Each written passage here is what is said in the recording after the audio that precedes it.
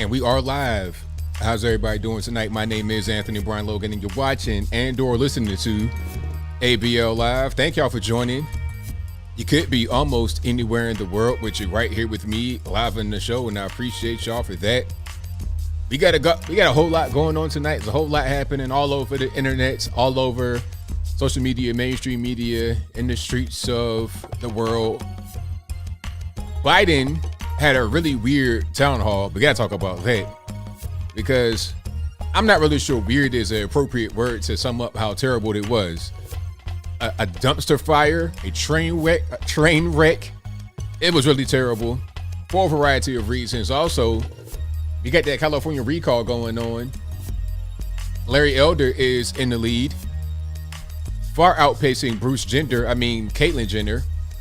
Sorry for misgendering that person. Anyway, they tried to keep him off the ballot at first, speaking about Larry Elder, but they were not successful. He went to court and won. We'll talk about that in a little bit more detail. Also, I caught this, old talk from Logan Paul about being an anti-racist. And his talk really encapsulates the issue with all this critical race theory stuff. We'll get into that in a little bit. And shout out to Robert County, the DC police chief. He said everything that I've been trying to say, that many others have been saying for quite a long time about police and these criminals that keep going in and out of jail and that don't get punished appropriately. We'll talk about all those things and more on tonight's episode of ABL Live. And I thank y'all again for joining. You guys are the best audience anywhere in the world. If you enjoy what you're hearing so far, if you enjoy the show, if you enjoy the content or the channel in general, go ahead and give the video a thumbs up right now. And if you're not subscribed yet, I don't know what you're waiting on. I don't know what I got to do, but go ahead and subscribe to the channel right now. I'd most certainly appreciate you if you did. So we got a whole lot more. We got a whole lot happening. Before I even get to the topics, I got to do my sponsors, my ads, and all that kind of stuff in the very beginning. Shout out to, of course, my website, ablmerch.com. We got hats, t-shirts, stickers, mugs, more, all that good stuff, including these hats right here.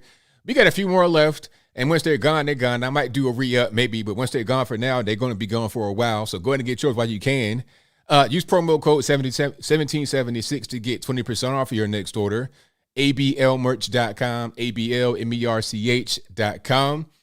Also, we got bhedesigns.com for these beautiful handmade wooden flags that are behind me. You can get yours just like this or however you want yours. Link for that will be in the box. Then we have Mr1920.com. That's Mr1920.com. Beautiful handmade American soaps. Yes. If you go in the Wally World getting that detergent, let's stop, get some real soap. Mr1920.com. Link for that will be in the box. And also, if you're looking for a trusted news site with everything you're going to need, from a conservative point of view, yes, but real news nonetheless, go to patriotpost.us. All my links will be in the description box below the video. And if you're listening on your favorite audio streaming platform, they'll be in the description section somewhere. Not really sure where it is. Wherever you are, it should be there. And that's a great segue. This podcast will be available on your favorite audio streaming platform, whether they be Google Play, Spotify, Stitcher, Anchor, etc. Link for that's in the box. Or just go there and search ABL Live. I should pop right on up. So if you want to hear this on the repeat, if you're driving the truck, if you got to go to work, you got to commute, or you just want to hear it without the video, the audio only format will be available 8 a.m. tomorrow morning. So after the podcast is over with, so I got a nice little setup right here so I can just push a button and take the audio file and upload it. And I'll schedule it to upload at 8 o'clock just so you have it the same time all the time. And if it does not post at 8 o'clock, it's not my fault. Blame the white man for that. All right. Let's get into it. And shout out to Trump. I think Trump just had a speech. I'm not really sure. I was kind of halfway taking like a little power nap. So, but shout out to him for that speech. But we got to get to the first thing. I think I'm going to go with the California recall first, and then I'm going to get to some of the other topics that are on the list. Now, California recall, we have Larry Elder in the front.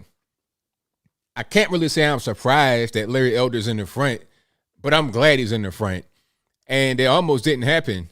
Well, when I say in the front, I mean out of the poll that I saw, and I'm not really sure if it took any Democrats into consideration, but out of the poll that I saw, he was the one that was most in the lead with like, I think 16%, although like 50% thereabout or more was still undecided. I'm not sure what that actually means. Like if there's a poll that goes out and it says, who do you want to see Gavin Newsom replaced with? And there's an option people to pick from. And then you could say undecided. Maybe some of those that voted undecided don't want to have Gavin Newsom removed, but there was no option for that. I don't know how the poll was done. I have no idea. But in this poll, Larry Elder was in the lead by 10 points. You had two guys or girls tied for second, and then two guys and girls or guys and girls combined tied for third. And Bruce Jenner was one of the ones that was tied for third. So he could be as far as fifth place behind Larry Elder. He has no chance from what I'm able to see. I mean, if you had to pick between Larry Elder and Caitlyn Jenner, the choice is pretty clear. Now, I'm glad that more have entered the race ever since Caitlyn announced their candidacy. I think Bruce was first. So when he put his name in the hat, there wasn't a whole lot of guys. It kind of was slim pickings. So it was like, okay, who are you going to pick? You're going to pick Gavin Newsom, Nancy Pelosi's nephew, a communist. You're going to pick him, or are you going to pick Caitlyn Jenner? I mean, you talk about a lesser of two evils. That's for real. You know, they want to say that voting between Trump and Hillary was lesser of two evils. No. That was not. This would have been lesser of two evils. But if you're in California, I mean, California's pretty much far gone. You could smoke crack in public like it's nothing. You could smoke crack like it's a cigarette outside and it's nothing. You could shoot heroin on the ground and do all of that right there. You can live in complete filth outside in front of somebody's house, be a squatter, and it's fine. You can go and engage in organized crime, going to these different stores, selling items. I mean, not selling items, stealing items, then selling them right outside the store. And they won't do nothing to you. Okay. So it's like that in California. Not over the entire state, of course, but in the big parts of the state that matter when you're talking about elections, it's like that, unfortunately. So when you're in desperate situations like this, when you're in dire straits, you take pretty much whatever you can get. And in this case, it might have been Big Bruce, but now we got Larry Elder, so that might tighten it up. I saw that they removed Meet Kevin. Now, I mean, I don't know what happened with Meet Kevin. I've not really been following what he was talking about, but I knew that it was an issue. Last I saw about Meet Kevin, and if you guys don't know, Meet Kevin is a pretty big YouTuber right here. He does a lot of financial stuff. His name on the ballot is or would have been Kevin Paffrath, but his YouTube name is Meet Kevin. The last I saw from him, he was trying to get his YouTube name included as a nickname, you know, because some of the guys or girls on the list might have their nickname like in the middle, like in quotation or whatever. Okay, my name is Mike Butch Carter. Butch be the nickname. So Kevin was trying to do Kevin, Meet Kevin, Paffrath, but they didn't allow that. They didn't allow it, so I'm not sure. Is he still on the ballot? If he's not going to have his YouTube name on the ballot, he has no chance. Because first of all, it's going to be a mountain to climb just to be able to get Gavin Newsom off. Because remember, in the video I said, the recall election will be, it'll be a ballot that has two questions on it. The first question would be, do you want to see Gavin Newsom removed? Should Gavin Newsom be removed? That's the first question. You could say yay or nay, yes or no. Now, you got to be able to get half of those that vote to say, yes, he should be removed. Then you have to pick someone from this long list of people. It's like 50 people on there. You got Republicans, Democrats, Independents, Green, no party. It's a laundry list on that list of people to pick from. And you could do write-ins. If you're going to be a write-in candidate, you have zero chance at all because out of sight, out of mind. You understand what I'm saying? But yeah. But I'm glad Larry Elder is in the lead.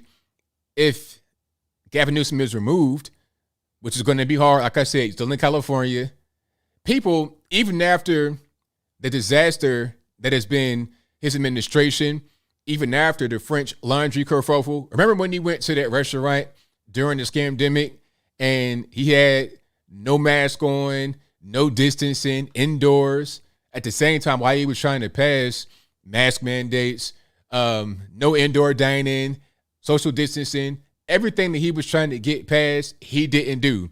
And to put insult on top of injury, to throw salt in the wound, like Salt Bay, as the cool kids say, he was dining with medical professionals.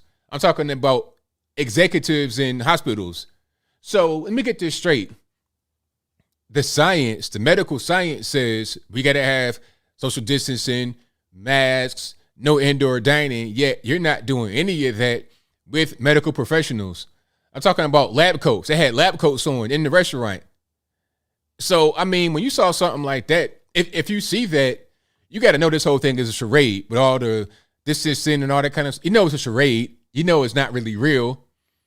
But even after all of that, after the disaster that has been his administration, even after we know that he is pretty much a puppet of the establishment, people would still say, keep him in there just to spite Republicans, just to keep themselves in quote unquote power. I'm not sure what kind of power you have in California if you vote for Gavin Newsom. I mean, what power? Power to pay all your money, all your life savings every time you go to the pump. If you try to fill your car up, if you have a Toyota Corolla and you want to fill your tank up in California, you need to have your life savings. You need to invest in Bitcoin. You need to be a Forex trader and be successful at it in order to fill your tank up every day. Try to buy a house. Good luck in California. You're going to be a renter. You will own nothing and love it. It's already like that in California and big parts of the state. Try living in LA. Try living in the Bay Area at all, let alone San Fran. Good luck with that. If you're not working in tech, if you're not some kind of rocket scientist, engineer, making well into the six figures, you're going to be pretty much eating beanie weenies for dinner every night. That's why everybody's fleeing California. But like I said, I'm glad Larry Elder's in the lead. I really am. And I hope that he's able to succeed. That's what I hope. All right. Yeah, you got your arm, your leg, your firstborn. That's right. What's that? YouTube sucks. Great nickname. Great username right there. You got to pay all that good stuff just to get a loaf of bread in California. I'm exaggerating, but you guys understand what I'm saying.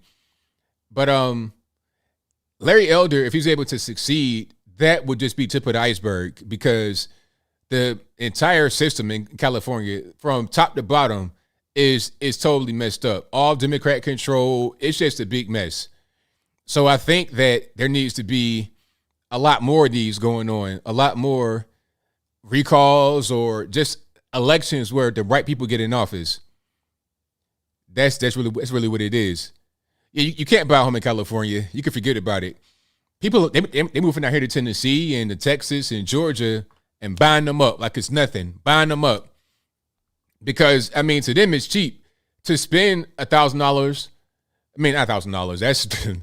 That's like going to dinner in California. To spend $500,000 on a house is nothing. Because in California, if you spend $500,000, you're still in the ghetto. $500,000 gets you Watts or Compton or Inglewood. and it's still kind of like janky a little bit on the inside. $500,000 in Los Angeles would get you a fire hazard. $500,000 in Georgia would get you a mansion on a golf course, on your own private golf course with a lake and a hangar, just like Patrice Cullors had in Conyers, Georgia. But different story. I digress. Thank y'all again for joining. I appreciate you guys. If you enjoy what you're hearing so far, go ahead, hit the thumbs up button, hit the like button for me. I'd appreciate you if you did. All right. And what else we got going on? Hold on. Terry says Newsom spending money to stay in office, $12 million to get the homeless off the streets. That won't even begin to cover it. Almost 400,000 homeless. Yeah, you know what? The homeless money is how can I say, it's not going to actually help the problem at all. If anything, it'll make it worse. Because, I mean, how much cash do you need to get homeless people off the street?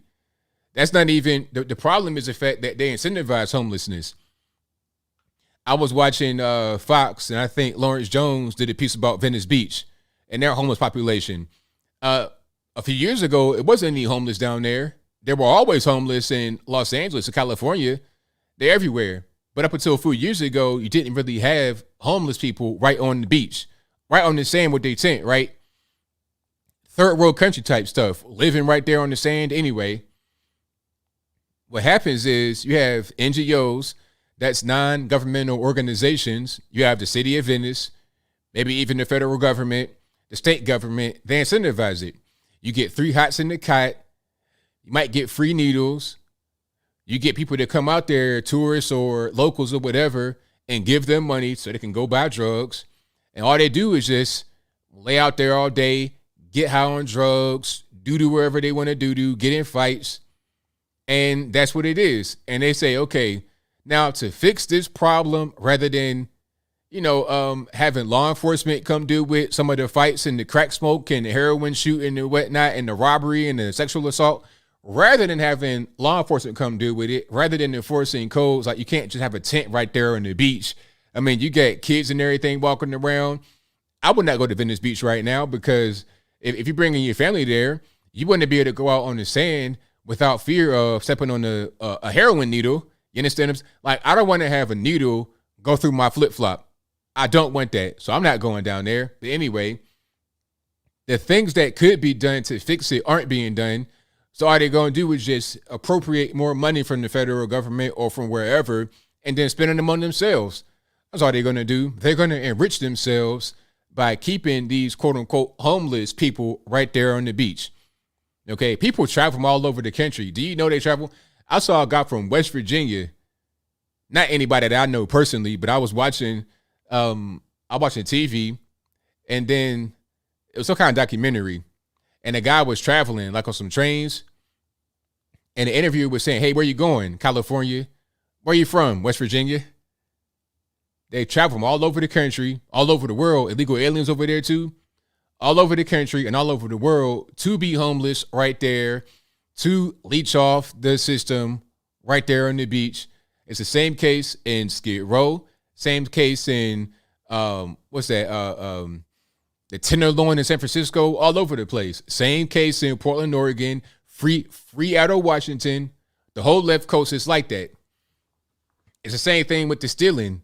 They go out there and they say, okay, if the rule states that anything below 1,000 won't get prosecuted, then they won't get arrested for stealing anything. Basically, you can go in the store and just smash and grab and it's fine. You could look an officer right in his eyes as you're stealing. He won't do a thing. That's like I saw the mayor of San Francisco. What's her name? London Breed. Is she still there? Anyway, she was out there talking to some media in the middle of the daytime in San Francisco. And there was a guy with a needle like this, plucking the needle right in front of her. I'm talking about they made eye contact. He had a needle getting ready to shoot it right in front of the mayor and the police on TV, live TV. She looked dead at him, didn't do a thing. When that's going on, that's the actual problem, not, oh, they don't have a house. And then if it's about things are too expensive, they can't afford to live, well, how about eliminate some of these taxes? All right, because, the funny thing about taxes, they say, I don't mind paying a little bit more for my hamburger. I don't mind paying a little bit more for my gas if the guy over here has a better chance at life. What you don't understand is that, not you guys are the most brilliant in the world, but what those who say they don't mind paying more in taxes don't quite understand, they don't quite think about is that everyone pays those higher costs. Everybody, not just you. So you might not mind paying 50% more for your hamburger, but Johnny crackhead over here has got to pay the same thing. Not just for the hamburger, but also for his apartment, for his car, for gas, for everything. So if it's about things are too expensive and they need money and all this and that, how about just eliminate some of these taxes so you won't have these programs and let them work that same job they were working to pay for things and they can afford somewhere to live at, rather than doubling down on what made them homeless to begin with, which is high cost of living. It's so simple, but they're not going to do that because the whole thing about having the high taxes and all these programs is because guys are getting rich off of it. The government gets their first dibs and then they give you the scraps. This is Animal Farm. That's how it goes. But I digress. I'm getting triggered. I am getting triggered right now. But rather than raising the taxes and, spending out more money to these people, reduce taxes so it wouldn't be a big burden upon people to be able to live. Does that make sense? Or am I just talking crazy here? But again, I digress. Taxing the rich. Taxing the rich is hilarious because, the funny thing about that, the funniest thing I see is when they talk about the CEO of Walmart. Oh, the CEO of Walmart, they got so much money. If the CEO didn't get paid so much, maybe you can give all the employees a raise. 1 million employees. I forget what company it was, but they were saying if you eliminated the CEO's pay, which is very high, into the hundreds of millions or whatever it was, if you took all their money from them and gave it to the employees, they get $17 a year. It's like, you don't understand the way money works. Not you guys, but those that are talking about CEOs make too much, they don't quite understand the way money works. You can't just, you could say, all right, the CEO makes no money. It wouldn't make a difference in the lives of the average person that is working there at all. To make more money, you need better skills. It's so simple. Invent something. Back in the day, we used to invent things in this country, right? It was all kind of, people would ask, what do you do for a living? I'm an inventor. I invent things. And they invented plenty of things. Like somebody invented Jell-O. Somebody invented toothpaste. Somebody invented the cell phone. Somebody invented a digital camera. Somebody invented water bottles. I don't know. Zippers. There's all kind of inventions and things. My point is that if people don't make enough money, find a job that makes more money. Find skills that make more money rather than just trying to rob a rich man to give to the poor. All that will do is make that rich man broke and the poor guy will still remain poor. He might feel better because the rich guy doesn't have any more money.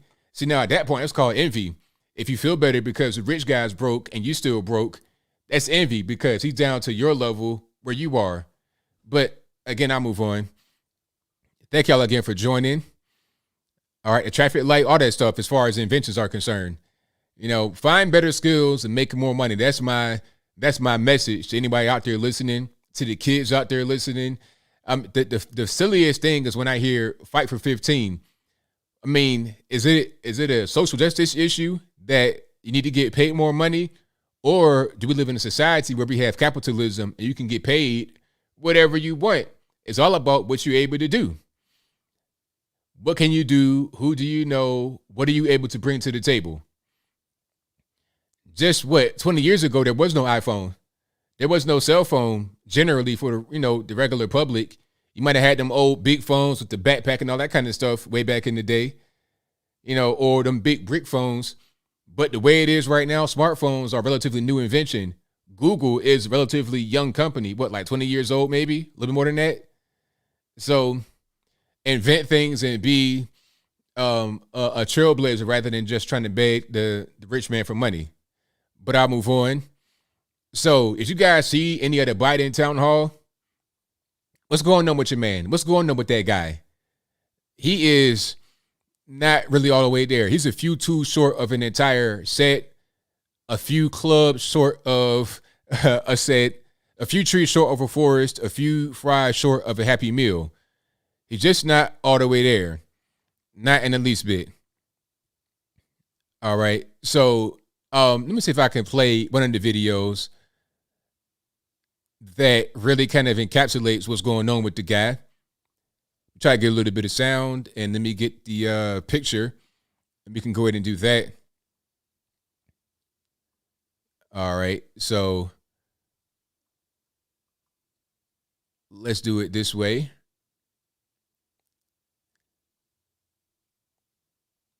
Just like the other question is illogical, and I've heard you speak about it because I'm not being solicitous, but you're always straight up about. Hold on one second, because I'm not getting my sound. It's weird. Oh, I know what I gotta do. I'm tripping. I got all these buttons. I forget how to use them. Let me start that one more time. You guys may have heard it, but I couldn't hear it. All right, there we go. Now at least you get some sound. That's underway, just like the other question that's illogical. And I've heard you speak about it because you always, I'm not being solicitous, but you're always straight up about what you're doing. Yeah. And the question is whether or not we should be in a position where you are, why can't the experts say, we know that this virus is in fact, it's going to be, or excuse me, we know why all the drugs approved are not temporarily approved, but permanently approved. Yeah. That's underway too. I expect that to occur quickly. Well, that means, you mean for the FDA? For the FDA. The various shots that people are getting now cover that. You're okay. You're not going to get COVID if you have these vaccinations. Yeah. Okay. Now, did you understand that? What was happening there is that he was struggling to get a thought out. He had a thought in his mind, or maybe he had some of the thought in his mind, but he couldn't really articulate himself. This is a man who is in obvious decline. Obvious decline. The stuttering thing is irrelevant because I've seen him speak before. I saw him speak way back in the day, back when he was about 20 years younger, maybe even 10 years younger. He was much sharper. His words, of course, his ideas were not good. I don't agree with his ideas, but come on. He was able to speak back then. It was nonsense, but he was able to speak. And he didn't have all these struggles. He's 77 years old. He'll be 78. Matter of fact, how old is he right now? Is he 78 right now? Let me check. He's 78, right? He'll be 79 in November. He'll be 79. Dick Cheney died at 80, what, 81, 82? Not Dick Cheney. What's your man's name? John McCain. John McCain died at like 82. How old was he? 81. John McCain died at 81, and he was dying for like 2 years before that. So, I mean, you can't live forever, and obviously, sometimes you can't, your cognitive function may leave you before you leave the earth. This is happening to Joe Biden right now, and it's obvious. You know, Don Lemon sitting right there acting like he don't know what's going on or trying to like play it off and trying to help him out. Or you meant for the FDA. Sir, let that man talk and get it out. If he can't get it out, then he can't get it out, right? You're at a town hall meeting. The whole purpose is to answer questions and to articulate yourself well. If you can't do that, then just let that be shown so we can see what's going on here. It's not getting any better at all. This is really sad, but you know what? I don't feel bad at all by talking about it because, hey, he ran for president. He, quote unquote, won. So he's the guy. The media would not give Trump any kind of break if he was in the same situation. Remember when Trump, I don't know if it was him that tweeted it. It was just from his account. Because, you know, Trump had guys that would run the account for him. He may tweet every now and again, but it wasn't just Trump all the time tweeting. It was a whole team of people. When I went to Black Voices for Trump in Atlanta, what was that, like 2019, I think? Or early, I forget when it was. But anyway, when I went there, I saw an entire team of people that were there just to do the social media, taking pictures, posting for Instagram, for YouTube. It was a whole squad there. It was not just Trump. But when Trump or when somebody from his account tweeted Kofefe, that was a news story for months for an improperly tweeted word, for a typo. But when Joe Biden falls down, almost breaks his hip in half, we ignore that. When he's on the town hall answering questions and is having clear brain fog, clear cognitive decline, are we going to ignore it? Matter of fact, not only are we going to ignore it, we're going to help him get it out so he looks good in front of the camera. The mainstream media may not be able to understand why they're dying. They want to try to attack guys like me saying that we're delegitimizing them and we're making media become a thing of the past, or we're kind of like cheapening their craft. It's not me. Don't blame me. It's not my fault. Don't blame me. I'm just a guy in my house on a camera talking. It's not my fault. It's the media's fault for not being real, for being phony and putting out nonsense like what they say. Jill Biden looks stunning in her dress. Jill Biden looks like a foot. She is a foot in the bowl of the manicure pedicure water. That's what she is. Keep it all the way real. Stop playing games. And Joe Biden does not have his cognitive functions. It's clear. But we know how the left operate. They're gonna stick beside their guy no matter what. And I feel like we should be like that on the right as well, to a certain extent. I mean, if you got guys doing things that are totally egregious, you got to call that out. But for little petty stuff and little high school type girl drama, we need to go let that go and not even really get involved. But that's a different story, and I digress. The whole point is that this town hall was dumpster fire. But also, he said something right there that's not true. What he said at the end about the virus and the vaccine, if you get the vaccine, you won't get the virus, is false. That's totally false. And I see that a lot. I see that a whole lot. People think that if you get the vaccine, you won't catch the virus. No. All they say, they go on TV and say it. They'll repeat it over and over. These so-called doctors go on TV or MS-13 DNC and they'll tell you that if you get the vaccine, when you catch the virus, you'll have reduced symptoms. But then they want to say that if you catch the virus while you got the vaccine, it's a breakthrough case. A breakthrough case? How is it a breakthrough case when you say that the vaccine does not protect you from the virus? Maybe it'll prevent you from getting it, but guess what? How about this, though? How about this? Maybe, I'm no doctor, so I can't say it for certain. Don't take anything I say seriously. This is all entertainment. I know nothing. As far as you know, I think 2 + 2 is 5. As far as you know, when I'm walking down the street, I drew on myself and hits my shoes. I'm not there all the way mentally. You understand what I'm saying? So don't take what I say for anything seriously. However, they say the virus cannot be protected. They say the vaccine does not protect you from the virus, right?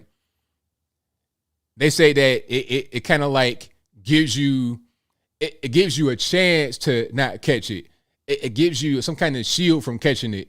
But maybe your immune system does the same thing. Maybe you've been exposed to it already and you didn't catch it because you have an immune system that didn't allow it to happen. It's not like if you just happen to be around the virus, you automatically catch it and be in the hospital. Maybe you won't catch it. I feel like I've been exposed to it a lot because I've been moving around. I've been in airports. I've been flying. I've been in airport bathrooms. I was in LA and LAX in March 2020. Right when it happened, I was seeing guys and girls in there wearing bandanas on their face, bath towels, do-rags, bonnets, everything over their face to prevent from catching the virus right when it first popped. I've been flying around. I've been all over the place, no mask, chilling, doing my thing. And I'm fine. I've probably been exposed to it already, but maybe my immune system did not allow me to catch it. Just maybe. Like I said, I know nothing.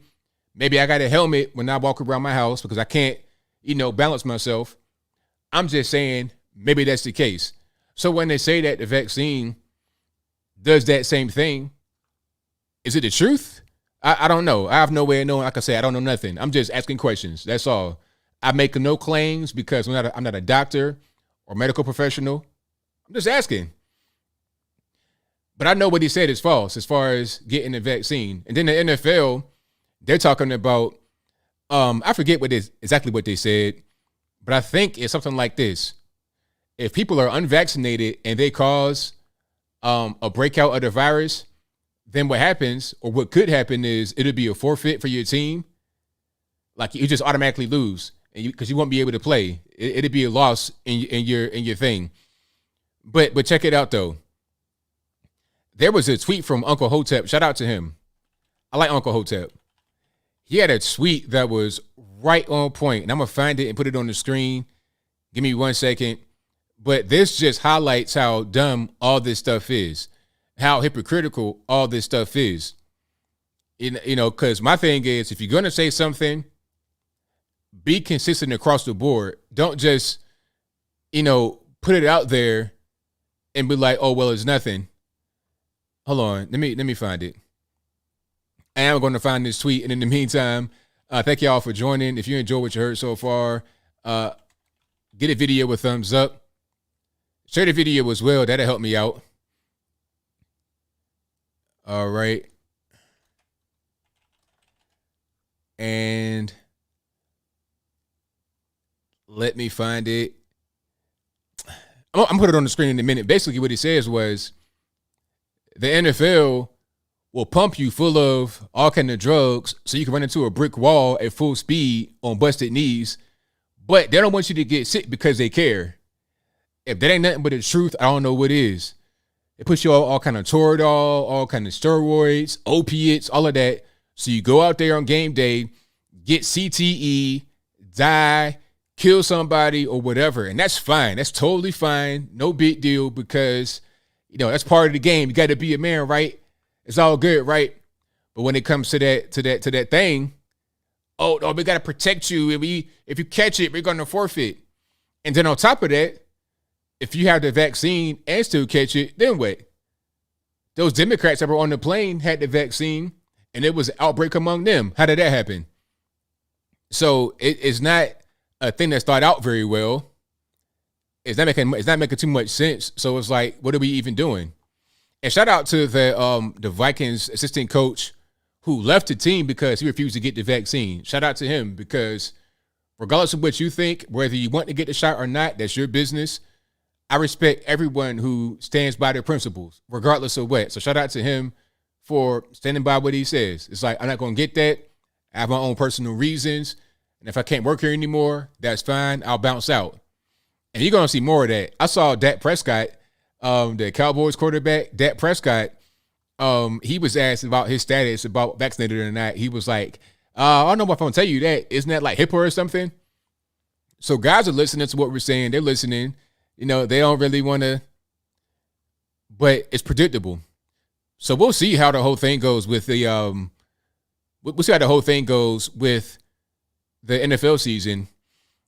I predict it won't go too well because the NFL, they've been dealing with some weird stuff. The CTE scandal, that's been the problem.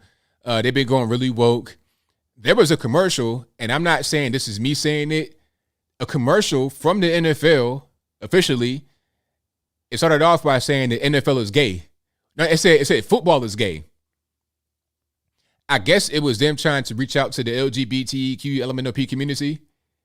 But it's like, all right, if I'm just a regular guy, right? Regular normie guy, ready for football, Sunday afternoon, I got my cold beer, my steak, whatever I'm ready just to eat, chill, have a good time. And then I see that. I mean, how is that going to appeal to me?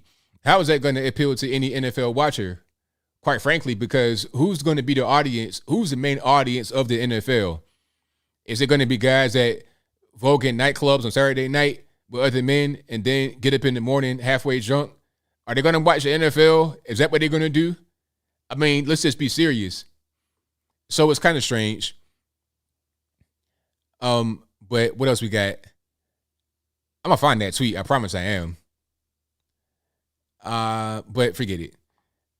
All right. Let's get to the next one. The next topic here. Oh, Logan Paul. Logan Paul. Man, oh, man. Let's get Logan Paul right quick. So Logan Paul had he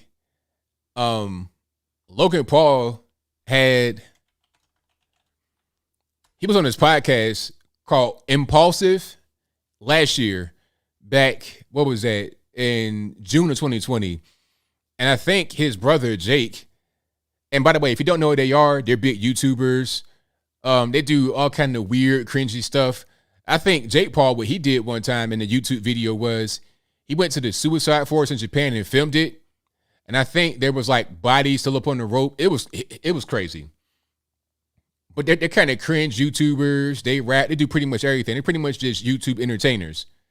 But anyway, they've been boxing a lot lately, both Jake and Logan. Logan fought Mayweather. and a shame of a fight. It wasn't real. It was exhibition.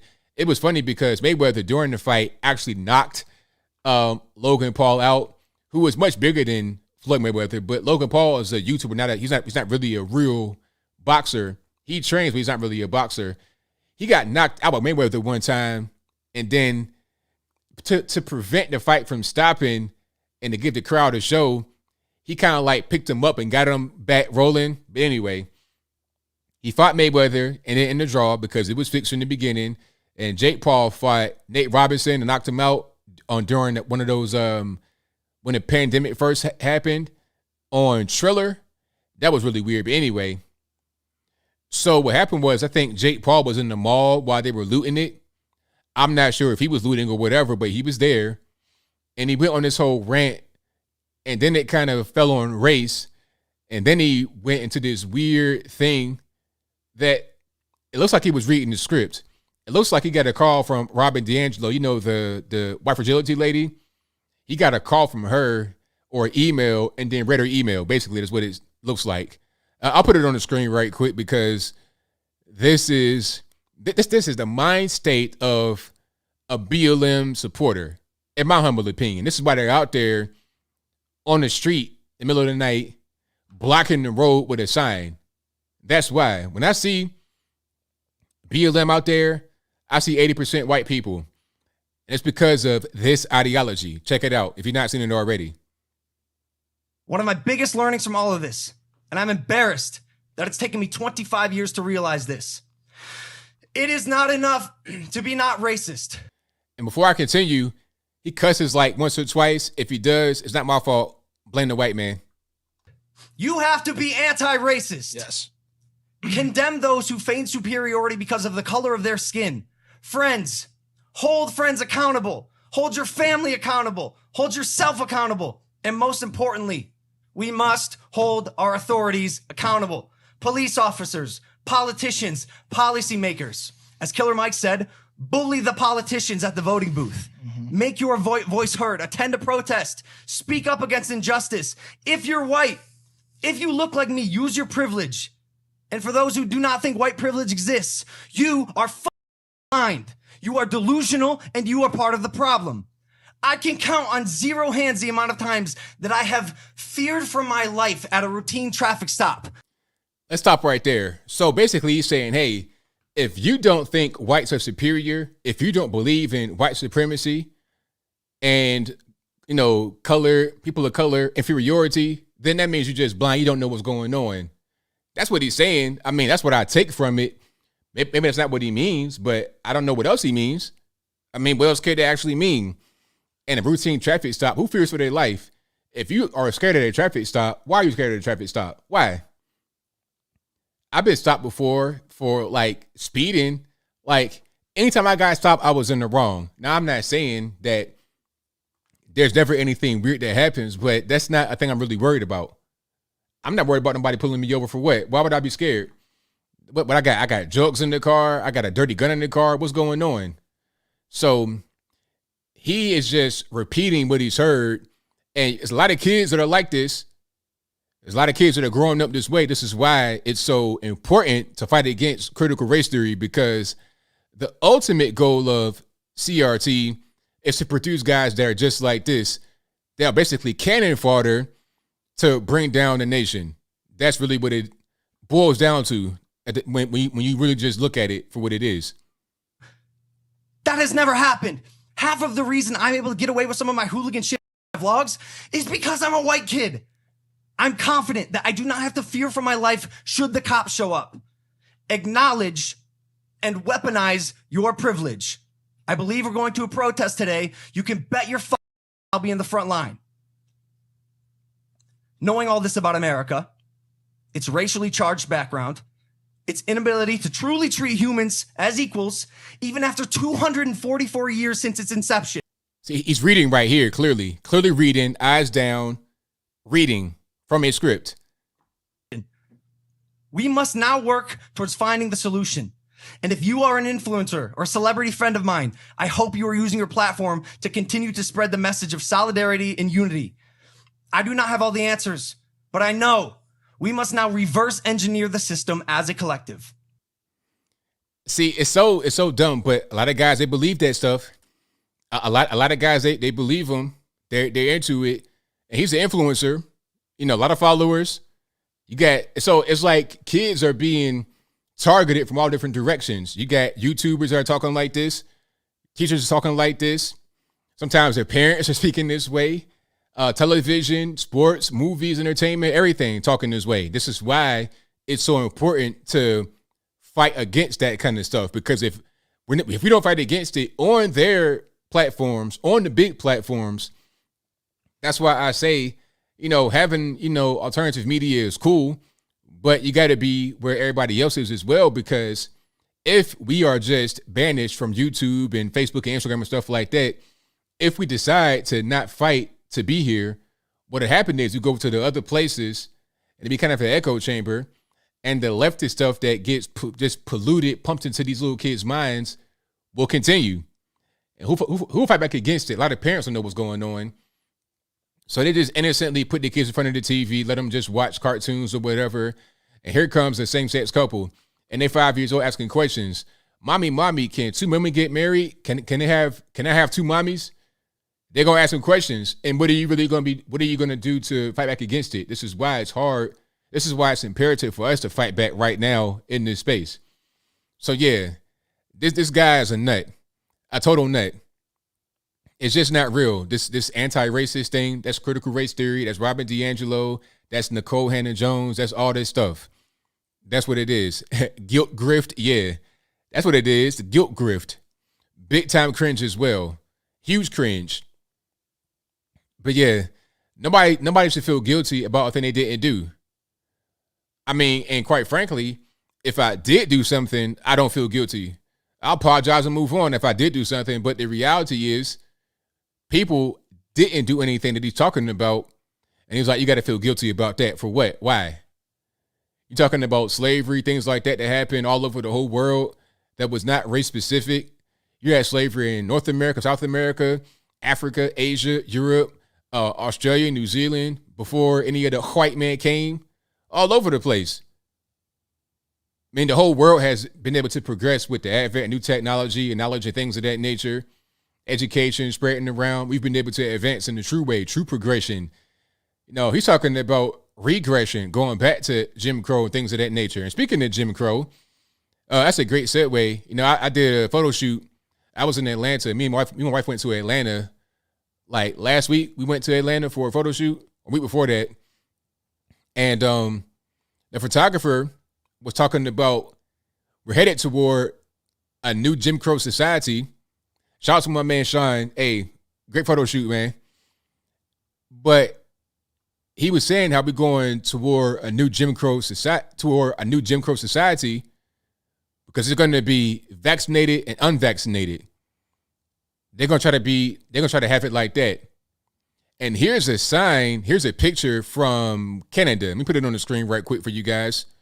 Let me see if I can get that on there. Okay, perfect. Let's put it on the screen.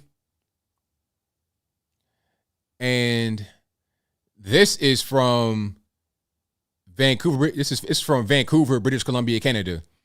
So you see, this is in the airport. One side of this sign says unvaccinated passengers. It says it in French, also in Mandarin. Interesting.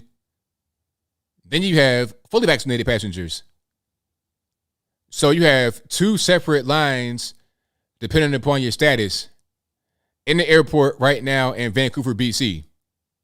So, I mean, are we headed here for the future? Is that going to be it? Are we going back toward Jim Crow? And the same people that talk about how racist the right are, how they're the ones that were engaging in all the racism back in the day, they are in favor of this. They're bringing back their old policies and repurposing it for what's happening right now today. This is what they've already done this. So they know how to do it. They know how to separate, have everybody be over here, over there. They've already done this. This ain't nothing new for them. We're the ones saying, let's not do that as we did back then. We said, let's not have the state legislate separation. If I don't want to be around people that have gotten the shot or have not gotten the shot, that's my choice. That's my choice. If I don't want to be around certain people, certain races or whatever, that's my choice. If I was a racist, then so be it. That's my prerogative. Some may not like it, but guess what? We're in America. I'm free to be a guy that people don't like. A lot of guys don't like how I'm conservative. I get hate email all the time from whites, blacks, everybody saying all kind of racial slurs. But guess what? Because I'm an American, you can't do anything about it. What you gonna do? I'm gonna still be who I am. So we have freedom to, freedom of association, freedom of assembly. But here we are in Canada. Now, this does not need to hop across the border. We'll be getting there. I'm hearing about concerts. You gotta have the shot to get into a concert. I'm hearing some really weird things from around the world, and this right here is a bad omen in my humble opinion. So that is the new Jim Crow society. You got the shot, you don't have the shot, you're a liberal, conservative. It's just really weird. It's weird. Just allow for me to be free. That's all I ask for is freedom. Just like in Cuba, what do they really want? Do they need food? Yes. Do they need medicine? Yes. But when they're out there protesting, what are they saying? Freedom. We want freedom. That's the main thing. If you have freedom, you're able to get things that you need. You're able to have a better society. Okay? You might not necessarily be super rich or whatever, but it's irrelevant because you have freedom. I'd rather be poor and free than rich in the penitentiary any day of the week. And that's just the reality. All right. But I will move forward. I'll move right along. Let's get into some more things here. What else we got going on? The DC police chief. Shout out to my man, Robert. I forget his name. You know, I'm kind of bad with names. But shout out to the police chief. He did a really good job. I'm going to look it up right quick. I know I got it. It's on my website, matter of fact. Oh, and time for a plug right quick. Go to anthonyblogan.com. I have all original articles for each video right there. So if I say look in the box for my source or whatever, you can find all of that on anthonyblogan.com. That is ANTHONY, the letter B, LOGAN.com. I write a full article for each video, and I also link all my sources in the description. So what we're going to do is take a look at this video. Matter of fact, let's not do that because I got a better one. I have one on my Instagram page that's cut up and a little bit shorter for time's sake. All right, so here we go. Let's put it on the screen right quick and get that rocking and rolling. We have a vicious cycle. And before I started, what happened was there was a shooting right on 14th and Riggs Street in D.C. This is down the street from the White House and a very prestigious Logan Circle. A lot of LGBTQ elemental P out there, a lot of BLM supporters, a lot of white guys with pink and blonde and blue hair walking their toy dogs and stuff like that. That's what it is out there in Logan Circle, right? A lot of pubs and bars and restaurants and gay clubs, things of that nature right out there. So it's a very safe area, not much violence and whatnot, but on Thursday night at right around 8 o'clock, so prime time basically for everybody to be out there having a good time, enjoying themselves with their boyfriend or whatever, there was a shooting and 2 people got injured. I'm not sure if it was anybody that's from that area or if it was a beef or whatever the case may be, but when that happened, they demanded a response immediately. They wanted the police then. The police got there instantly. You had all types of news coverage and press conferences, all kind of stuff. Meanwhile, if somebody gets shot, killed on Southeast in a Castile or Bending Road somewhere, it won't be no press conference. Anybody gonna care about that because it's in the black neighborhood, it's in the poor neighborhood, it's in the ghetto, and you always have that kind of stuff happening out there. It's like normal. But over here, all of a sudden, it's an issue. And the same people that would be talking about Black Lives Matter, defund the police, hands up, don't shoot, live in a place like Logan Circle. And when they experience crime and violence, they want the police immediately. They want the mayor out there. They want the governor out there. They want everybody out there to figure out what's happening with the crime and the violence. You see? But I digress. Let's see what my man Robert Conti, that's his name. Let's see what he says about the situation. The real issue is we have a vicious cycle of bad actors who do things, no accountability, and they end up back in community. And the police officers, and I guarantee you when we lock up whoever did this, they will be no stranger to us. I promise you that. So I want us to make sure that we are reclaiming this community. And my hope is that as we do this, that this reverberates through our city, that this is what the response should look like. It should look like this, right? Because there are a lot of corners that I go to after a murder has occurred, and it's just me. It's just the officers. Who are the people that are closest to the pain, right? That's when we get folks' attention, right? When you're closest to the pain, when you hear the gunshots in your community, that begs a different reaction versus it being someplace else and you just kind of happen to catch it on the news. This was real for some people, but it's been happening in communities all across our city. And I'm saying to you, enough is enough. I've been a police officer in this city for over 30 years. I've been born and raised right here in this city. Started my patrol career right here in this district. And the way that we're going and the things that we're trying to do, we want to help people. Yes, we should. But you cannot coddle violent criminals. You cannot. You cannot treat violent criminals who are out here making communities unsafe for you, for your loved ones, for me, for my loved ones. They might not want a job. They might not. They might not need services. What they may require is to be off of our streets because they're making it unsafe for us. And if that's what it requires, then that's what it requires. And we have to own that. We have to own it, because if not, we see more of this. We see more of this in our communities. And then what happens? When someone's shot, you know, people are outraged by it. I'm outraged every time. Of those 922, a lot of those 198 that died of that, I stood over many of those. Many of them. Watching families suffer when they don't have to, because we're putting violent criminals or allowing them to be back out in community. That's unacceptable. So what do we do about it?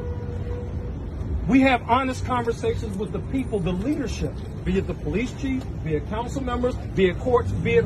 Now, there's a lot more to that. Go to the website. It's like a 10-minute talk. We was talking, but he's right on point. To sum it up, to get to the meat and potatoes, basically it's like, hey, you have repeat offenders. He said that there's a very high recidivism rate, 87%. 87% in one particular part of the city. Violent criminals with pistols. You can't have guns in D.C., but you got violent felons that got plenty of guns in D.C. They get arrested and they let out in 2 months, 3 months, 2 weeks, 3 weeks. So there's no punishment. There's no nothing. Nothing happens. You arrest. It's like playing whack-a-mole. You arrest somebody, they come right back up. Arrest somebody, right back up. And it's the same deal over and over again. And they know, these criminals know it won't be any real punishment. They might get a couple weeks in the penitentiary, in jail, a couple weeks here and there, a month, two, a little bit. They might even get caught at all, because what's the point in catching somebody when they won't go to the joint, when they won't get prosecuted? What's the point? So they might not even get caught doing whatever they're doing, right? They've not caught this guy yet that did the shooting, as far as I know. And like you said, it's the same guys over and over again. The problem is not the police. The problem is the environment that the police are in. And they're talking about money and stuff like that, paying more money. Like, you got to be able to recruit. A lot of guys are quitting because the morale is super low. If you're a police officer and you're in DC, right, and you're trying to make a difference, right? Police officers are not getting paid a lot of money necessarily. They're doing it because it's what they want to do. They have a duty to community. But when you are arresting guys, getting violent criminals, murderers and stuff like that off the street, and then they come home in 2 weeks, and then you find them again right back out in the corner doing the same thing, it's like, all right, I'm spinning my wheels. What am I actually doing here? I'm not making a difference. I can't make a difference. The AG won't do anything. The mayor won't do anything. The prosecutors, the judges won't do anything. Nobody has my back. They throw me under the bus. Anytime anything happens, I'm to blame. I'll go ahead and quit. I'd rather serve hot dogs and hamburgers than be a police officer in this environment. That's how they're thinking. Now, God bless all the guys that are still on and have not left, because, I mean, the reality is in a lot of these areas, the police are the last bastion of hope. They're the last bastion of hope. And to those that don't live in, a hectic area, they may not even really see the police, but they are there keeping the element, the criminal element away from that particular area. Okay, it's like a seawall. You might not necessarily see it, but it's there protecting you. Okay, if the seawall's not there, then you would know. When your house is flooded up 4 feet, 5 feet, 10 feet of water, you can be like, okay, what happened? Well, the seawall fell, and now you got to do what you got to do with. Same thing with the police. When the police aren't there, then you're going to realize how much you need it. Not everybody, but those that are out there talking about defunding the police and hands up, don't shoot, and how much the police are bad. When the police aren't there for real, they're going to regret it. But a lot of them are dumb. You got a bunch of smooth brains out here talking about how bad the police are. They're dumb. And like I said, when it really hits the fans, I know guys that's out there. I know guys that's in the element because I grew up in the element. I know guys that's in the element, and if the police aren't there, they're going to be doing whatever they want to do. And what are you going to do to stop it? If you're regular normie and you kind of a leftist, kind of soft or whatever, now guys like me and you and everybody else, we can do something about it because we can protect ourselves, I would presume, if you're watching this. But a lot of these, pink and blue and green, purple hair weirdos that hate the police, what are they going to do? Nothing. Because there's certain guys that talk about defunding the police and they're kind of active politically and they hate Donald Trump and they love the leftists. And there's other guys that don't care about no politics. They don't care about who you voted for. They don't care you said Black Lives Matter. They don't care about none of that. They don't care about any of that. They look at somebody with money, an area with money, as an opportunity, as a lick, as they say, as food. So all that political stuff will not make a difference. You could say BLM 1,000 times, it's irrelevant. You still gonna hit. I'm going too far. I'm going too far, but you understand my point.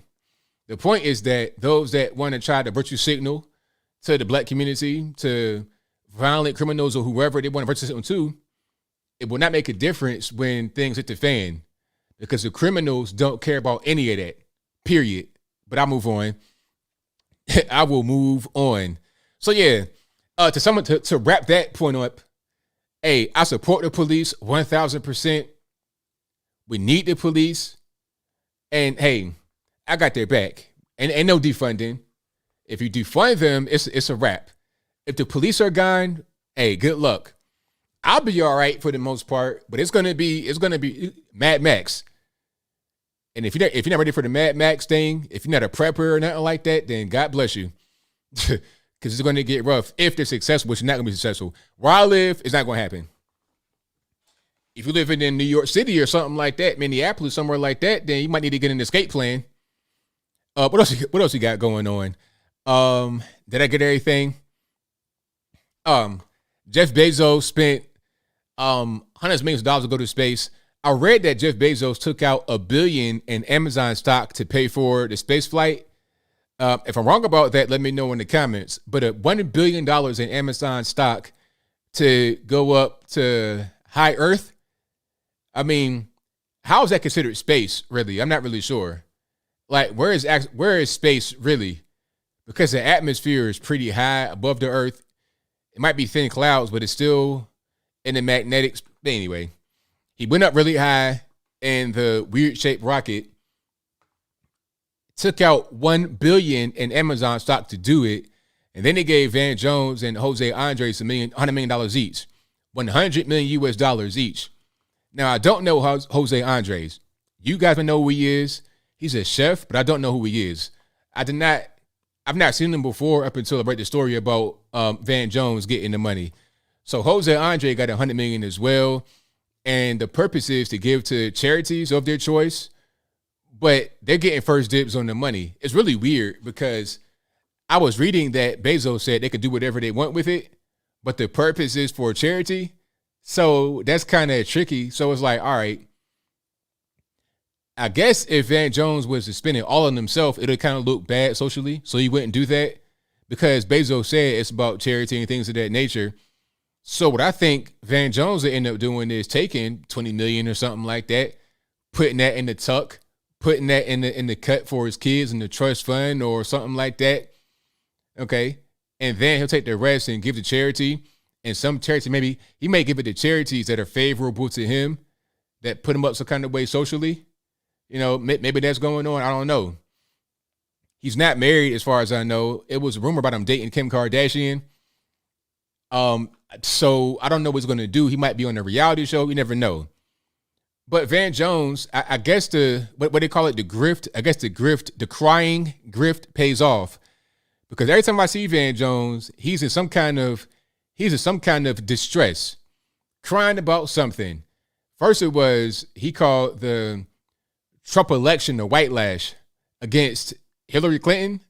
How does that make sense? How was it a white lash when they're both white? I don't understand. It's like when I get accused of trying to, please the white man for voting for Trump and supporting Trump. I'm like, okay, well, Hillary's white, Joe Biden is white, Bernie Sanders is white. What's it got to do with race? Everybody's white involved. Race is irrelevant to me. You're talking about Hillary Clinton and Donald Trump. One is a good person to pick, a great pick. One is not. It's just that simple. Race is irrelevant. But Van Jones will always cry about something, always got a tear in his eye, choked up. Look, I can't talk my kids today. You know, all this and that. It paid off, didn't it? Maybe there was a long plan to have this whole thing happen.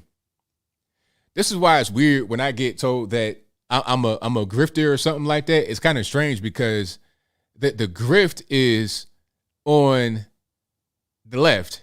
The big money's on the left. It always has been. Just like remember the guy, DeRay McKesson from Black Lives Matter with the blue vest? Remember him?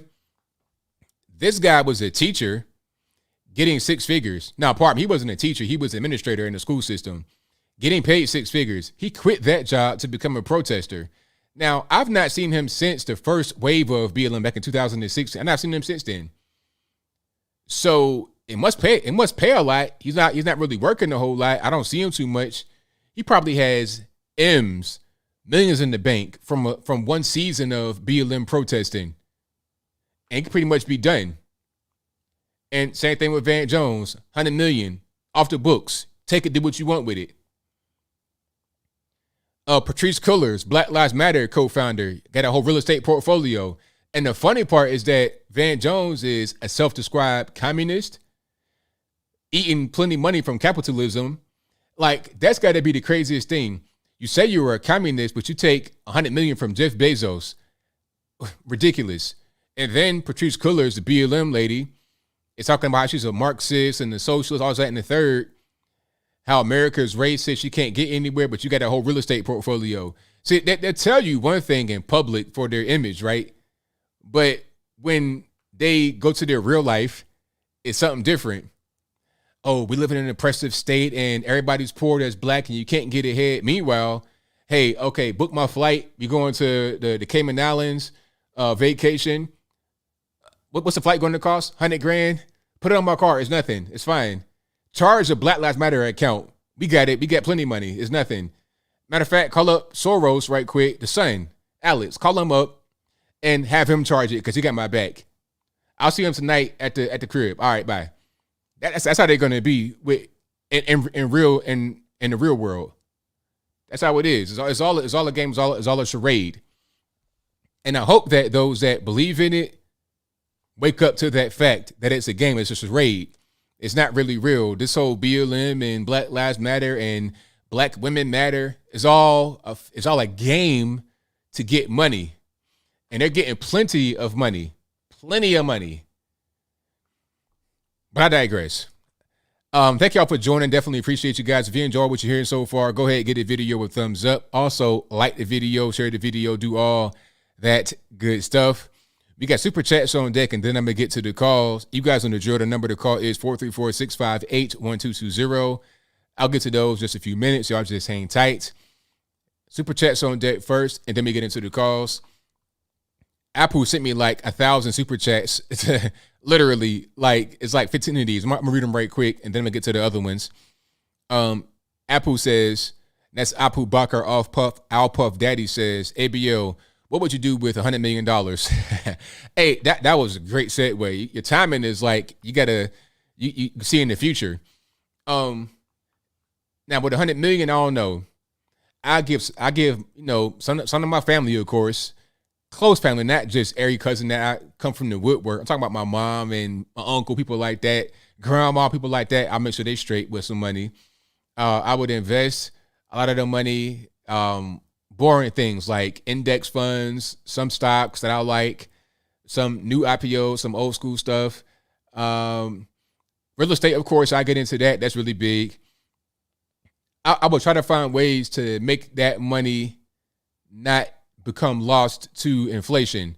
So the best way for me would be index funds, real estate, and that would be it. I would invest in some startups maybe. But aside from that, I'm not really sure. Oh, and pay taxes, of course. Pay $50 million in taxes right away. I'm not trying to be one of these athletes that get paid a bunch of money. You know, they get paid $100 million, spend 80, and then they'll spend 80 of $100 million and then be 20 in the hole because they ain't paid taxes. I don't want to be that guy at all. So I digress. He also says, ABL loved live stream with Bree Tatum, Jericho, and Oliver Mack. Thank you for that. Shout out to everybody that was there on the stream on Thursday on Brandon Tatum's channel. Had a great time. Shout out to my man Brandon Tatum, Jericho Green, Oliver Mack. It was a great one. Also, thank you for taking the pay cut to fight for us. Hey, I'm just doing my thing. He also says ABL late the smackdown on Logan Paul's SJW screech. Hey, that whole thing was crazy, but it's not even about Logan. It's about that kind of ideology just becoming very prevalent. It's problematic, as they say, and I'm not really a fan of that kind of ideology because kids are echoing that. They teach that in school. That's critical race theory. Everything Logan Paul said was critical race theory. Textbook. It was so textbook, he was reading from a book or from an email or something like that he got. It was like a Wikipedia entry, basically. He also says, Daily Caller says Jill Biden was stunning in her polka dot dress at the Tokyo Olympics. Anthony Brown Logan says she is 102nd Dalmatian comedy gold. Yeah, I think that's how she looks. I'm not sure if they were trolling or what by saying that she looks stunning in her dress. I'm not really sure how that really works, but so here is Jill Biden, and the caption says Jill Biden turns heads in black and white polka dot dress for opening ceremony at Tokyo Olympics. But is that what you see? Do you see like this is stunning and brave? Do you see a Melania Trump type situation, or do you see Cruella de Vil, the 102nd Dalmatian? What do you see? Because I don't see what they see unless they were trolling, but I'll move on. Let's get to the next one here. All right, where am I at? Let's see. God bless January 6th, MAGA Patriots unfairly jailed before trial. Another FBI agent cited for improper relations on job. Not surprising at all. FBI so corrupt, FBI agents watching, shame on you. Speaking of those that may be watching, shame on you. That's what he says, not me. Apple also says, attention, any good FBI NSA agent speak the truth. And also Joe Biden talking about Democrats sucking blood, weird. Yeah, that was weird. I saw that because he was asked a question about something. I forgot what it was. I'm gonna try to find that clip right quick. Thank you, Apple. That was a good point to bring up about what he said. I forgot exactly what that was, but he was asked a question about something, and then he responded with, do you think all Democrats suck blood or something? Basically trying to equate a real question to some kind of conspiracy theory, some kind of cute stuff. It was really strange, but you know, the left, they eat it up. They eat it right on up because that's how they think. You know, it's not a good way to think, obviously, but they think that way. Matter of fact, I have another video to show you guys before we get to the calls. I got one video to show. Hold on right quick. If I can find that Joe Biden one, that'd be great. I'll get to that in a minute. Super chats, I'll continue those. And then we'll keep on rocking.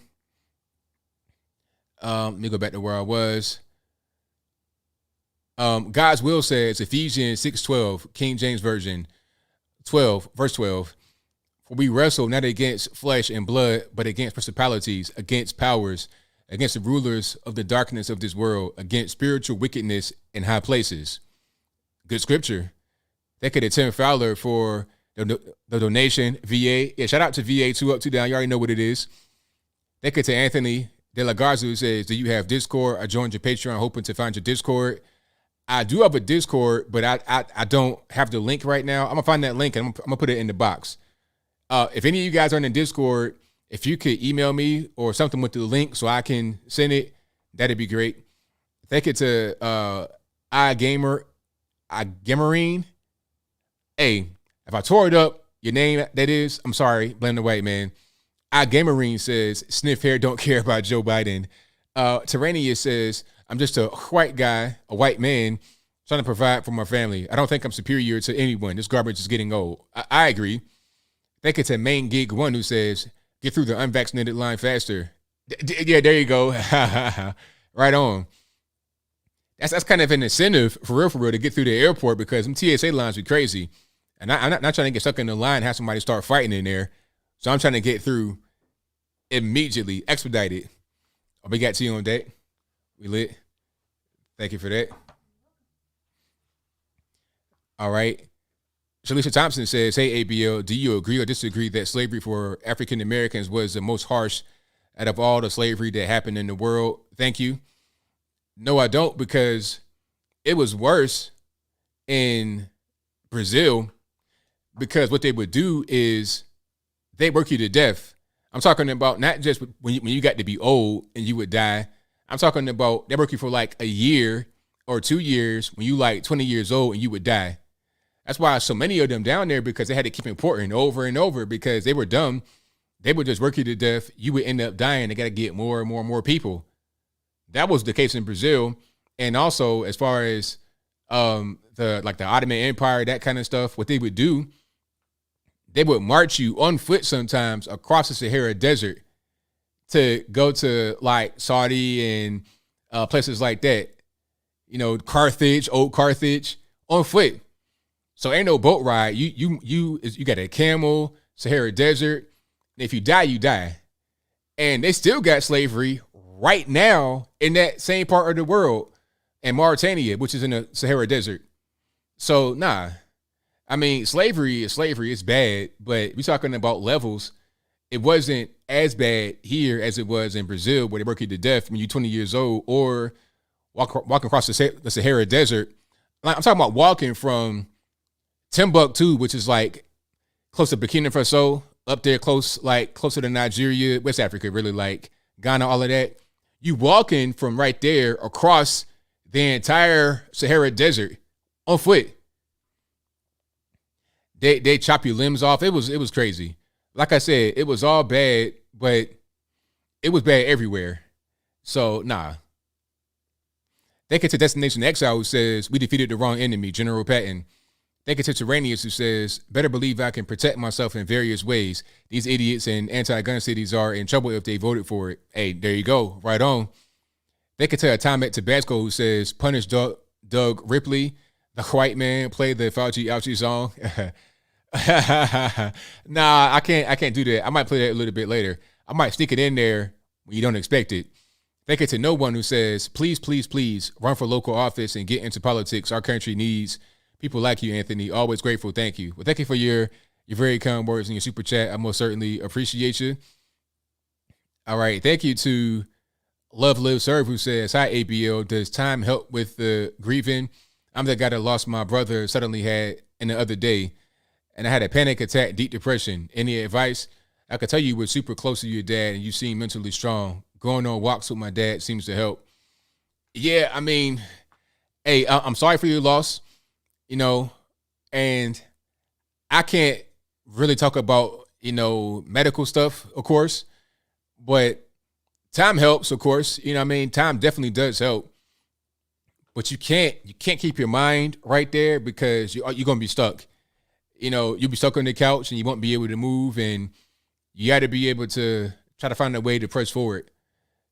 Not in the way that you forget, but in the way that you were able to continue living your life. Your brother would want it.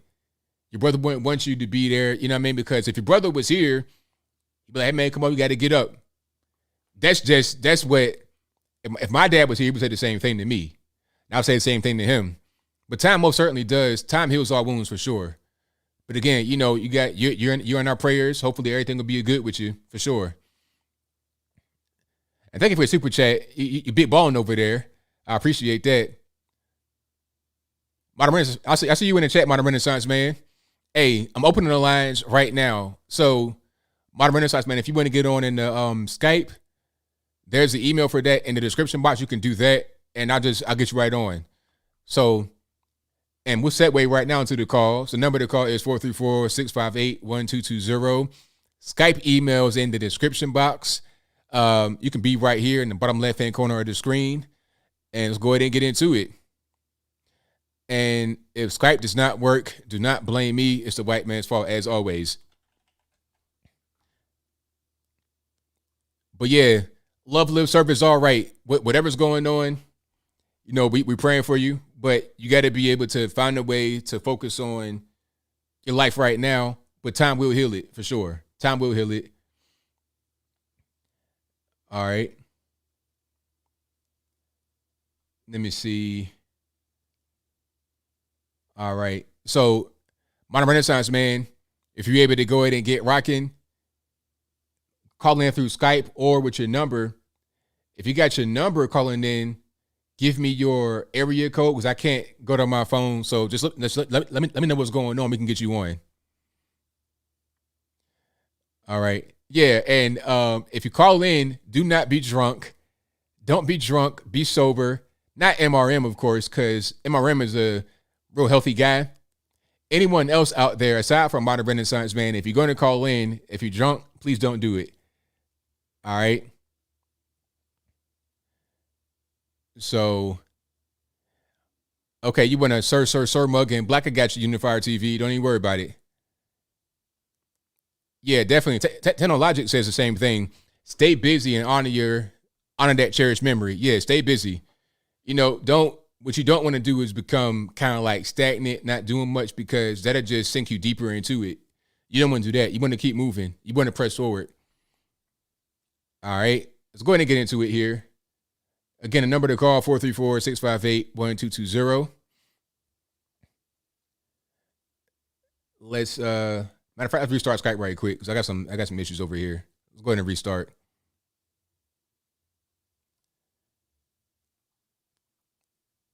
All right, one time.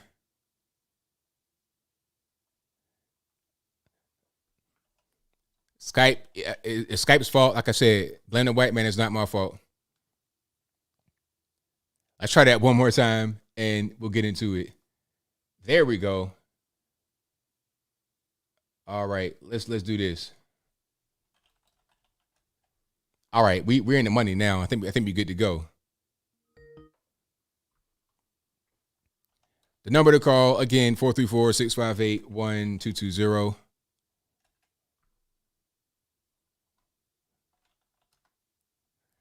There we go. All righty. Modern Renaissance, man. What's happening? Can you hear me? All right. Technical difficulties. Can you hear me? Are you well? Can you hear me? Can you hear me? I got you on? Yeah. There we go. I can't tell. Okay, let me turn my volume down on my computer. Okay, you're hearing the stream in the background. Turn that off. Just listen to me on Skype. I got you. All right. So what's happening, man? Man, you see how I set the world on flame with that last Fox News interview? Hey, man, it's crazy. Like you're everywhere right now. It's wild. Man, okay. Since we on here right now, you know what? I don't know if you saw the one when I did with Martha McCollum. And the last thing I said on there, I was saying how slavery was not initially a race thing. Yeah. Okay, so what people got mixed up and hung up on is that, man, I ended up like on D.L. Hughley, Taraji P. Henson. And one of the things that actually makes people upset is that they think that I'm supposed to just sit back and be like, oh my God, what am I going to do? I'm going to cower. I'm like, I don't care what any of these people think about me. Because the thing is, if you're not going to come with any type of facts or statistics, I can care less about what people have always thought slavery was. And so the issue that a lot of people have is that when I said initially, they didn't even hear that part. All they heard was, I'm just being real with you. What I've seen on there, what some people have been talking about is that they showed something that said, no, this N-word did not get on here and say slavery is not racist. It just went completely buck wild, fire like crazy, which I was completely fine with, because whenever you get a hold of some type of truth or you get a hold of facts, it doesn't matter what anybody else has to say to me or about me. If I have this truth that I'm bringing forth, and I don't have anybody that's going to intellectually rebuttal what I'm saying, and all they can respond with is calling me names, calling me dumb, calling me stupid, house Negro. I got the mug right here that got Uncle Tom on it. I even got the hat right here to go along with it. I'm ready for it. Because the thing is, man, is that I think right now, the point that we at in America right now, we all need to have a serious talk about how so much stuff was just completely taken out of our history. So everybody get hung up on the fact that I said slavery was not about race initially, and it wasn't. And I seen that we were talking about here, you guys were talking about it on the show. So when I come with all these facts showing out, how come when it comes to dealing with black people and we sit there and we say things like we are our problem, they don't want to hear that, because it's like they always want to shift the blame to someone else or something else. But the minute you say that it's us, it's us, nobody want to hear that. So when I busted it open, and which a lot of people seem like they were afraid to do, when I said slavery was not about race, all of a sudden folks thought like, oh man, Tyler, I feel so sorry for you. I'm like, feel so sorry for me what? Because these people that's going to be coming at me with the backlash, none of them had anything to do with how I got where I am right now. So what am I supposed to do? Bow down to that? Or am I supposed to just sit there and listen to what they say? Am I supposed to sit there and get, oh, well, I don't know. And people, I'm going to be disowned by the blacks. Oh my God, boo-hoo me. You know what I'm saying? It's like, no, we really need to talk about what this country is all about. We need to talk about how it wasn't, America was not just about white people beating black people. We did things that's so extraordinary that they leave this out of history. We fought with each other. We fought alongside each other. We fought the Revolutionary War together. There were people that John Adams referred to that actually influenced him and how he wanted to put things in the Declaration of Independence. They were 4 black rebels that nobody talk about. These guys all have extraordinary stories that's been left out of our history books. So when people say things like, the 1619 Project, the first slaves brought here, but they don't even talk about the fact that those slaves were only brought here because the Portugal ship was intercepted by Americans that took those slaves off their ship, all 19 of them. You know what I'm saying? They don't talk about the fact that when people came over to America in 1619, that the North the Puritans and the Pilgrims didn't want to have nothing to do with slavery. You see, that's what I'm saying. So whenever we hear things in America about slavery, 90% of the people that I talk to, 90% of their minds instantly go to white people beating black people, raping our black women, sodomizing men in front of their own children, to have this supremacy thing over their children, to automatically, have the kids be fearful of the white man. Nobody want to talk about the origins and how we all fought together, how we were together, how black people saved a lot of our well-known generals. Nobody want to talk about those things. Why is that pulled out of history? So what I tell people is this. We are sitting here focused so much on what's going on in America and how terrible America is, but nobody want to sit there and focus on what we actually did together. Nobody want to focus on the fact that we all were actually enslaved. What about the power that had all of us enslaved? What about that mindset, that system that was enslaving and oppressing all of us? That should be our focus. That's what we need to be looking at. But no, what they want to do right now, and I'm going to say this real quick before I get off, man. I tell this story now. Let me just get it out the way. Everybody know the story about the 3 little pigs, right? Yeah. So what I did today, and I'm going to be doing this because it's a possibility that somebody in Illinois that's going to be running against our governor, he may want to pick me up as being his lieutenant governor. We'll see how that goes. But I'm going to be opening for him on Monday. And what I talk about, and people might find this to be real childish, whatever, but it's a real good message behind it. I talk about the 3 little pigs. And let's just say, since we didn't know what their names was, which I didn't, let's just say the 3 little pigs' name is USA. All of them had their minds together about what they felt was best, what was going to be the most stable thing to keep them, alive. So the first one, of course, everybody knows the first pig, let's just call him U. U built his house out of straw, right? And S built his house out of wood. he built this house out of brick. So you felt like, hey, putting this all together right now, I feel that this is what's best. This is what's going to work. Now, nobody sat there and said, you stupid for doing something like that. You dumb for trying to do this. Why, how dare you try to think for yourself? No, it's like, well, if you think that's going to work, go ahead and build it. Let's see how it does. So whenever evil came and tested you stability, it fell down. So what did you do? He fled to his brother's house that was made out of wood. So now you got U and S in the same house. Now that stability is going to be tested by evil. So when evil came to test the stability of the house that U and S was in, what happened?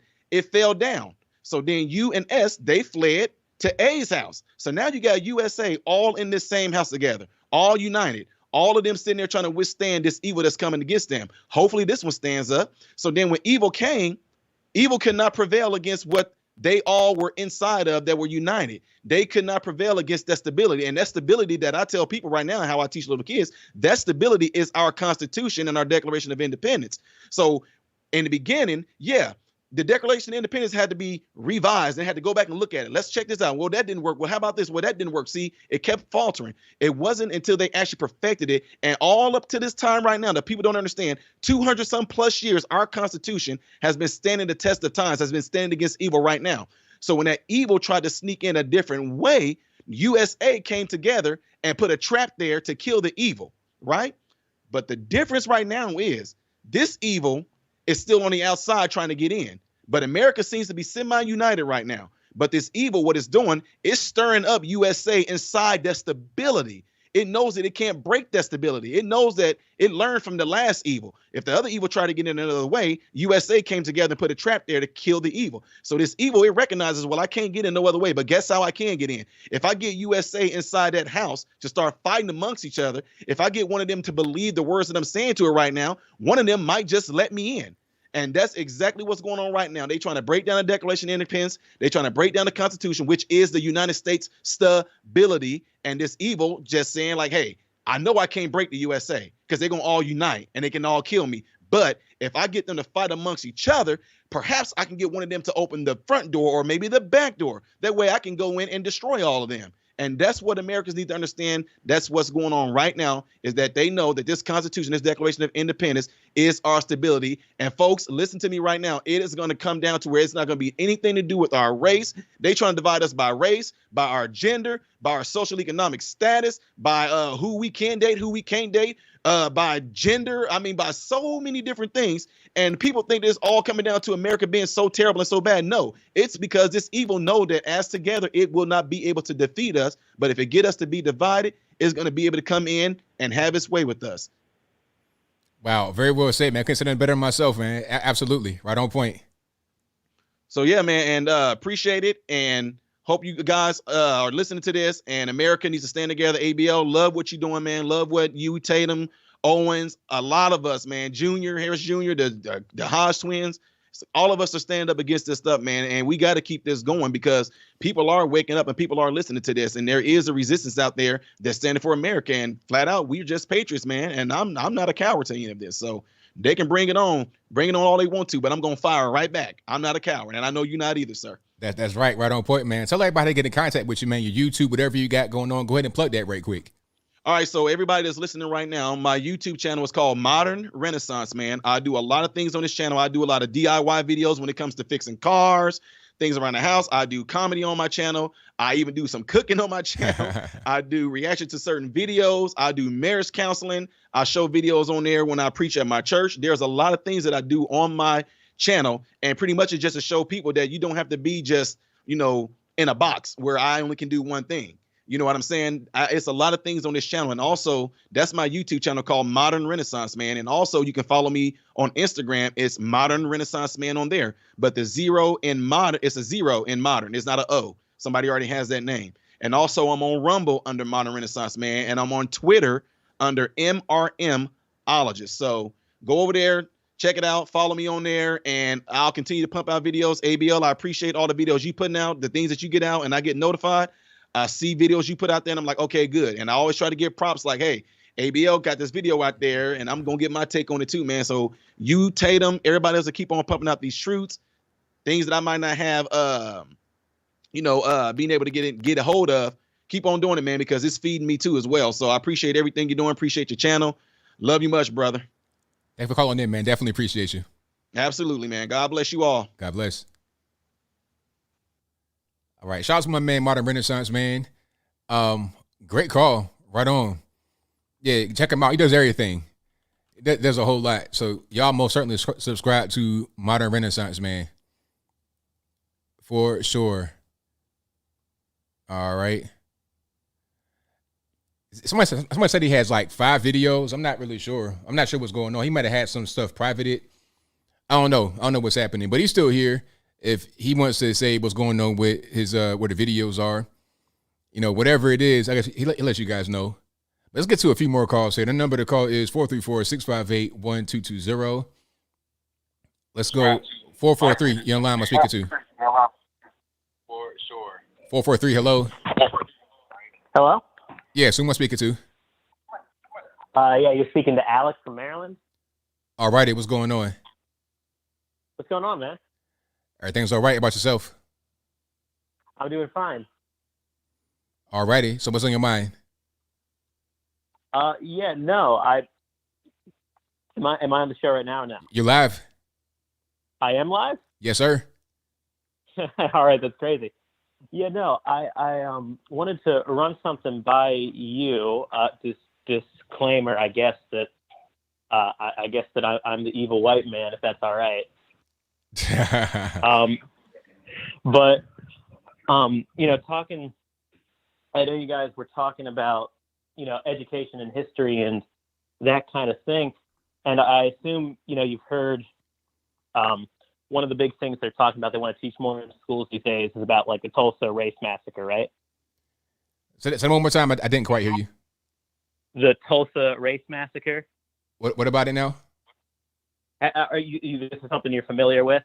Well, I'm familiar with the Tulsa race riot, the Tulsa race massacre. Race riot or whatever. Yeah. No, yeah. The point is, and I just sort of talking about sort of ignoring certain triumphs. Is before that, one of the big things they talk about is before Tulsa was like a thriving black, town. You kind of breaking up. You kind of breaking up a little bit. I'm breaking up? Yeah, a little bit. So you were saying that it was a thriving black town before that, right? Right. And people bring this up as sort of a terrible part of American history, which certainly it was, but I always get confused, and I feel like we don't learn about how did it get that way, you know? And I feel like that's an example of sort of a triumph in American history of America's working for people, and certainly in the 1920s, I would argue it was more racist then than now. But somehow this black community was able to thrive because America was working for them, and it had to have outside forces. And I feel like that's not a point that's brought up. Does this make sense, sort of? Yeah, I understand what you're saying. I mean, the thing about it is people don't understand. They don't understand the Tulsa situation at all, and they don't understand the entire country. They talk about one neighborhood. It was a neighborhood in Tulsa, Oklahoma, called Black Wall Street. And they don't talk about how it was a race riot, and it wasn't just like, you know, the white man came and burned it down for no reason. It was a riot. I'm not saying it was right, but it was a reason why the whole thing happened. And they rebuilt that within 5 years, and it lasted up until integration in the 1960s. So it lasted for like 40 more years. So it wasn't just like, okay, yeah, people they don't tell you that part, do they? They talk about how it was destroyed and the white man did it, and that's the reason why nobody black can get ahead anywhere else in the country. There were plenty of Black Wall Streets all over the United States, not just right there in Tulsa. You had the first female millionaire, regardless of race, Madam C.J. Walker, right around this time in the 20s and whatnot. Right. So Harlem, New York City was a Black Wall Street. You had the Harlem Renaissance. A lot of art and stuff was going on over there. The issue is people just didn't hold on to it. They chose the government instead. You know, when you choose the government, when you have the government come into your life, you're going to lose much of what you had. A lot of countries were better off before the government really got involved. Cuba had its problems, but it was much better before communism came. Same thing with Venezuela. All over the world, it's the exact same story. When the government comes in, they don't do well, and you end up suffering. That should be the actual lesson here, not just racist white man. Right, that's right. And they talk about they want to teach history, and it's like, fine, let's teach history, but it seems that they want to teach history with an agenda pointing at a certain in a certain direction that America or the West is bad. And I think that's doing a disservice. I think that's one of the big issues of today. Yeah, of course. 100%. It's just to teach kids that they are victims. They can't do anything. And really, they try to like bullet down the government, have government do this, have government do that, higher minimum wage, higher taxes, more programs. They're trying to steer us down the Cuba, Venezuela, USSR, China road. Mm-hmm.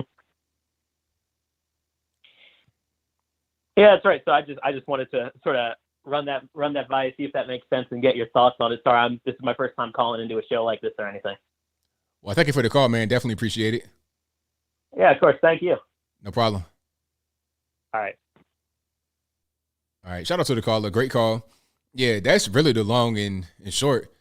Did we have problems before the government came in? Of course. But it wasn't as bad as the way it is now. Now it's just, it's kind of hopeless. If you're able to get the government out, then maybe you have some light at the end of the tunnel. If you keep going down the government road, it's not going to end well.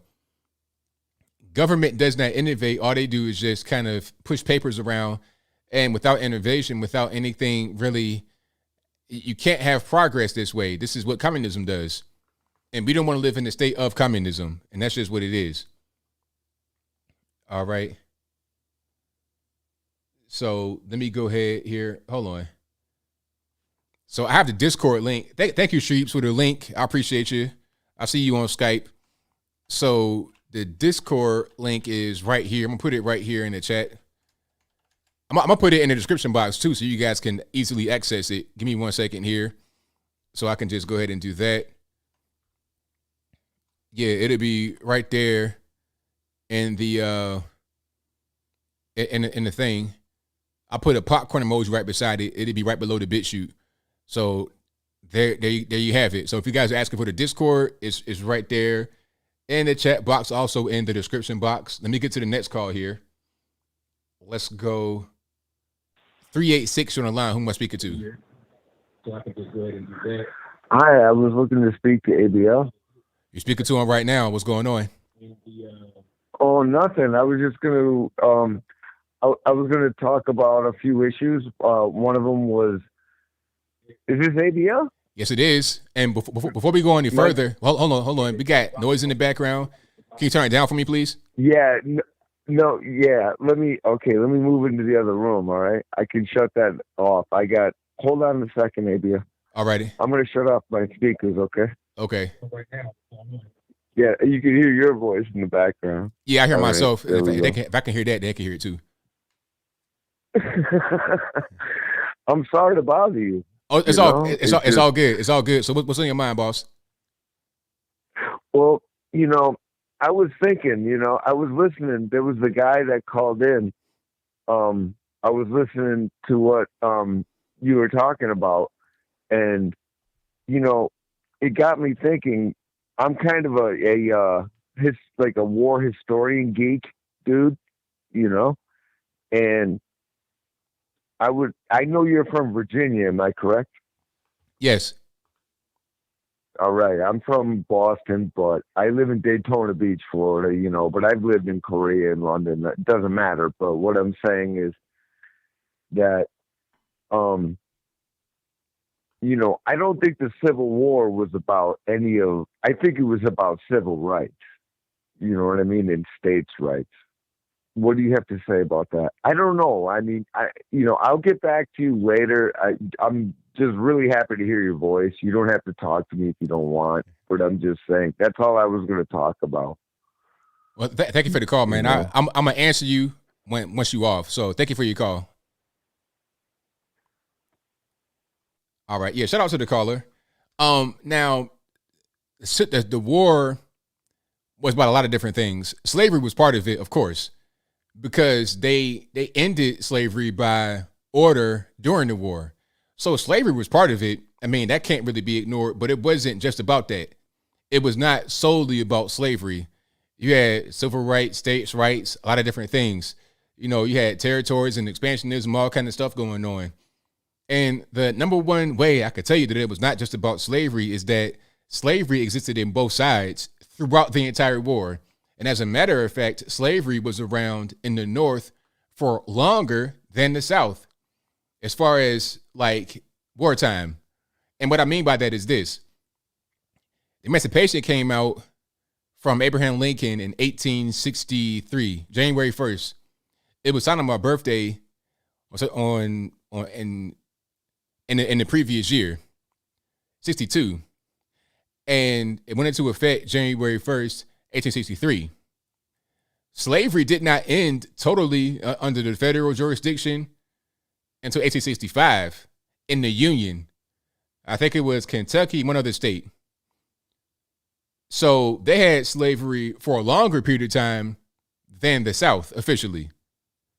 And even beyond that, you had slavery in the Choctaw Nation, which is not under federal jurisdiction, up until the following year in 66. Black slaves, you know, the whole Trail of Tears thing, they took their slaves with them. They don't tell you that part. They talk about how it was inhumane and everybody was crying. They ain't talk about them black slaves they had with them, though. Not everyone, of course, had slaves that was Native American, but some did. And they didn't free them until after emancipation, until after the federal government came with the 13th Amendment, until after the war was over in 1866. They don't tell you that part. So there was a lot of different things going on here with the war, but slavery was a part, but it wasn't the only part. All right. That's all that I'm saying. Like, people get mad when you say stuff like that, but it's like getting mad at me or getting mad at my man that called or getting mad at Modern Renaissance Man won't change the fact from being the fact. If I say, hey, you know what? It's hot today. It's 100 degrees. Don't get mad at me. I'm just telling you the weather. Do not shoot the messenger. But I digress. Let's go 630. You're on the line. Who am I speaking to? Hey, what's going on? This is Eric. All right, man. What's going on? Just wanted to say two quick questions. Two quick things. Well, one, Joe Biden is in Tokyo. Who is watching Joe? And how are these? And then how are these animals at the zoo getting COVID? That's all. That's all I wanted to say. Keep up the great work. You rock, man. All right. Thank you for the call, man. Appreciate it. Thank you. That's a good question. Can animals get the virus and die? Like, what's the treatment for a giraffe that gets the virus? Remember when it first happened and they said, the WHO they said that it can't go from human to human or from animal to human. Remember those days during the early parts? And we said it was BS from the beginning. I feel like all the so-called conspiracy theorists were right all along, but they didn't want to admit it. We knew what was going on straight from the beginning, but they didn't want to give us that. So, yeah, and as far as who's watching Creepy Joe, he has handlers, of course. I feel like there's probably a staff of people that watch him. And it's going to get worse. It's going to get really bad. I mean, we saw him fall on the stairs on trying to get on the airplane, like literally fell. It wasn't no stumble, like, and to catch yourself. He fell on the ground. Like, I thought his hip might have been shattered. You understand what I'm saying? So he is at the crib eating some Jell-O, hanging out, chilling, watching Gunsmoke or something, watching a nice cool Western, playing the phonograph, eating some Jell-O, chilling. Jill is going to be doing a lot of appearances for him. When the election happened, I figured it'd be Kamala Harris doing the appearances.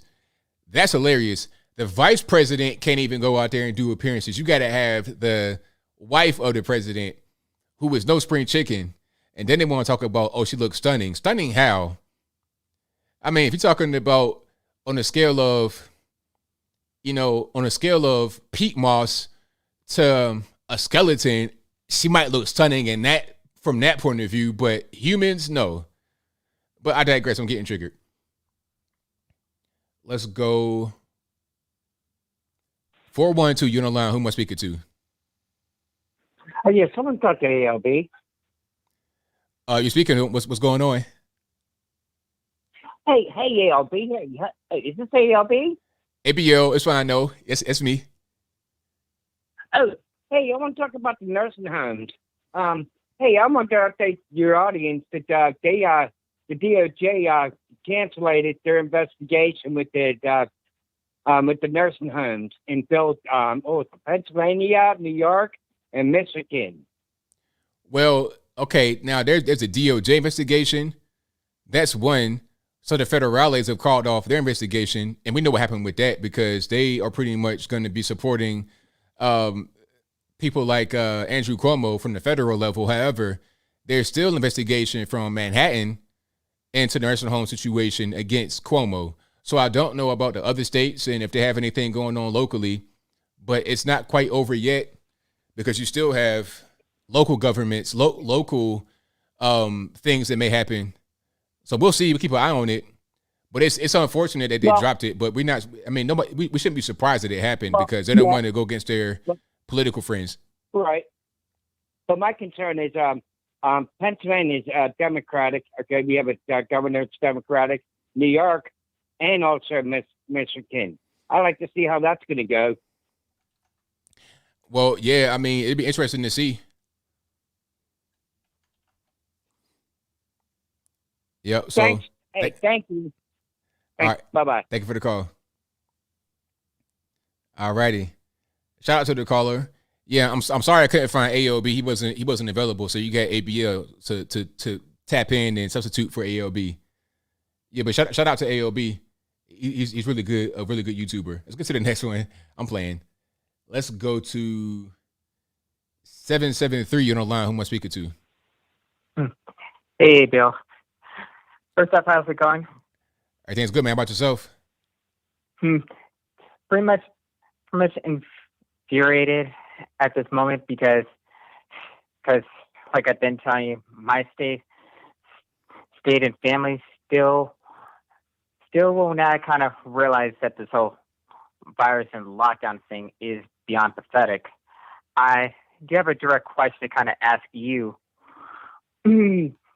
Are you pretty much at the point where you're kind of just tired of this whole lockdown thing for now being like almost 2 years now? Well, I mean, the lockdown's been done for me for a long time. I've not been locked down. I'm in Tennessee. We're free. Ain't no lockdowns. Ain't no mask mandates. It's nothing. So we pretty much back to normal. So, I mean, if anybody's in Los Angeles, I mean, God bless them because they kind of going back through it. And I refuse to have to deal with what we dealt with before with the lockdowns. And even during the lockdowns, I was still moving around. Right when everything kind of happened back in March, I was in LA. I was on the plane moving around. So I'm just not going to do it. So to answer your question, I'm not so much tired of it as I am just not going to do it anymore. Well, lately for me, I've just been pretty much infuriated to not want to be around my regular doctors because of it. And it's just kind of left a little bit of a rip between me and my father, even though I keep trying to explain to him in different manners that this whole virus thing is pretty much nothing but a lie. And if you have taken a look at Fauci's emails, that he has a direct hand in this. So, do you still have a similar problem with your own personal doctor? Nah, because we're not even trust him anymore. I mean, nah, we don't. It's no issue. I mean, everybody's pretty much cool. Like I say, out here in Tennessee, it's not really that kind of problem. I think it just depends on where you live. Like with the doctors and stuff, they're pretty much cool. Okay. Well, pretty much the NFL at this point is trying to make people get vaccinated, and there's only like a few black athletes standing up against this. DeAndre Hopkins and Dak Prescott are the recent examples so far. Yeah, it's a few guys that are going to stand up against it, and there are some guys that are just not going to go through with the whole vaccination thing. And we'll see. We'll see what happens. I mean, I think this will probably backfire on the NFL because there might must run to be an outbreak, but then they're going to find out that the guys have been vaccinated. So it's like, what you going to do with that? Because the whole point of the requirement was to prevent an outbreak. But if they all got the vaccine, Olympics now. Huh? And same with the Olympics now.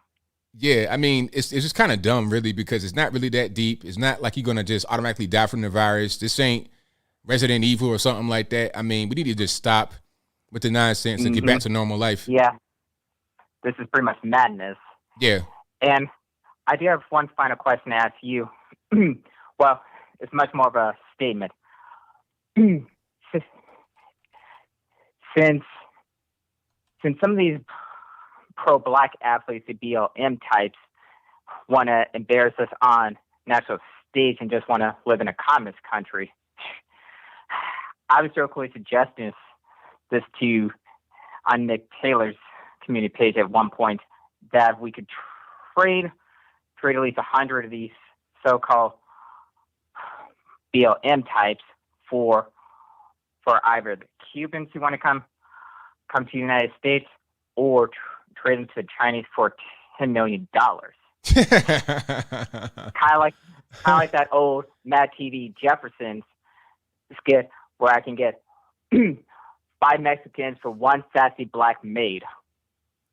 Wow. Well, remember that one? I don't know nothing about that. All I'm gonna say is this. Yeah, I say let's trade them. Matter of fact, how about we trade them for half Cubans and half Hong Kongers? I'm with it. Well, I would take the money. Now the money, that ain't no money. We need the people. We need people that's going to be better than that in America. So I trade that. That'd be good. We could trade that, and then it'd be good. Everybody wins. The Cubans win. The Hong Kongers win. We win too. Easy breezy. Yeah, some people actually thought I was being racist by making that statement when I was just kidding. Yeah, it ain't really that deep, but yeah, it is what it is. Okay, well, have a nice day. All right, thank you for the call. Appreciate it. Hey, y'all are crazy. Y'all are hilarious. But shout out to my man, Rapper 10,000. I think that was, for calling in. Shout out to you, man. Appreciate you, boss. And if you called in already tonight, I don't do twice in the same night. You can try back next time. It'd be all good. All right. Let's go to. All right, hold on. 415, you're on the line. Who am I speaking to? Zach. All righty, what's going on? How you doing? Good. Big fan. Yeah, I was just wanted to ask your opinion on what you think about Larry Elder. They're trying to get him blocked from running for governor in California. But that's all. All right. Thank you for the call. Appreciate it. Okay. All right. Yeah. Now, as far as Larry Elder, California's just weird. It's a weird place. They were trying to say, well, first of all, they weren't successful in blocking him. They blocked him at first, and then he was able to beat him. So what happened was they said that Larry Elder, his campaign or whoever, submitted incomplete tax returns because they allegedly were requiring 5 years of tax returns to run, to be able to get on the ballot. So he fought it in court, and then the judge ruled that rule for the tax returns does not apply to recall elections. So he was able to get on the ballot. So I was surprised he went to court and beat it so quickly. It was like, because the way they try to do in court, try to have you in there for forever, for years, all this and that. He was in court one day, and the next day they had fixed it. So shout out to the judge or whoever that was out there for doing the right thing, keeping it all the way 100, as the cool kids say, and letting Larry Elder on the ballot. So that's a good thing. But it's going to be an uphill battle because, like I said earlier, the recall ballot has 2 questions. The first question is, should Gavin Newsom be recalled? The second one is, if he should be recalled, then who should replace him? So it's going to be hard in California to get past step 1. And then in step 2, there's a lot of people that are there. But Larry Elder is leading by a pretty sizable margin in the recall race. So I'm rooting for him. If you can get Larry Elder as a governor of California, that'd be great. Unfortunately, California is still going to have a lot of problems because when you're talking about the attorney general and all these people that are in government in California, the state government, you got a bunch of blue-haired harpies in there acting a cold plum fool that are going to give Larry Elder a hard time. I'm going to tell you what, though. Check this out, though. Hear me out. Hear me well. If you thought you've seen racism when it comes to just some of these random nut jobs on the internet talking about black conservatives, if Larry Elder gets in there, the racism from the state government is going to be just marvelous. I'm talking about you cannot craft it better. You're talking about Beethoven, Mozart. It's going to be some crazy, crazy racism from them, from the white liberals in California. You're going to see it. Oh, they're going to be big mad, big time mad. Wait, like you're going, it'll be like the 1960s. So I'm praying for Larry Elder because if he wins, it's going to be really hard. Imagine how, like, we saw how hard Trump had it by being the president. Imagine being a black conservative governor in California right now. Now, if he was in Texas or Georgia somewhere, it'd be all love. He'd be like, you know, the star football player. He'd be like LeBron James. He'd be like, you know, a big celebrity, and everybody would love him. But in California, super liberal, drinking our Starbucks, all this, that, and the third, super racist. But I digress. Let me get to the next call. 830, you're online. Who am I speaking to? Hi, this is Diana from Texas. How are you doing today? I'm well. About yourself? I'm doing great. So glad I could get you on the line. So I just have a quick question. Since I am a Texan, do you think Texas will be blue? And how can regular Texans prevent this kind of going to the blue side, per se? Okay, I think Texas will be blue because it's such a deep red. Pardon me, I'm tripping. Texas will not be blue. I mean to scare you. Texas will not be blue because it's a deep red state. It's going to be hard for Austin and places like that to turn it. However, it could go close to blue if you allow two things. The first thing is something that it's going to be kind of hard to control, which is the inland immigrants, meaning the Californians and people from Oregon, places like that. The liberal people moving from their failed liberal states to Texas. That's the first thing. The second thing is obviously the southern border, because if they just coming in, they're just pouring in like it's nothing, and they're just getting dropped off right there in San Antonio and Dallas or whatever. It's just kind of like, okay, what do I do now? And then they're being recruited by the left to go ahead and vote left. And if they try to do some kind of amnesty or something like that, that'd be really hard. So the inland immigration and the border illegal immigration, those are two things right there. But how you can stop it is voting, number one. That's the main thing. Don't give any inch to anybody on the left. Don't have anybody that says, I'm kind of on the fence. I'm bipartisan. Nope. No bipartisanship. Straight red, 100% red. Okay. Do you believe in the wall? Yes. Okay, cool. You believe in no legal immigration, no amnesty? All right, cool. Let's go ahead and get it done and vet everybody that comes in there as well. And also, staying in Texas is a big thing because there's strength in numbers. So if you marry, you got a family, have a whole bunch of kids, you know what I mean? Have them stay in Texas, raise them conservative. And also, you got to get into these school systems, get involved in the community. Be on the PTA to still got that. Be on the school board, because they're trying to push critical race theory to brainwash children to stop voting Republican and then vote more Democrat. So you got to stop the internal strife from going on. So that's the inland immigration from other states, the illegal immigration, the internal strife, and population. That's going to be the four main things you need to keep an eye on to keep Texas red. Yeah, I know I've been having a really big issue recently.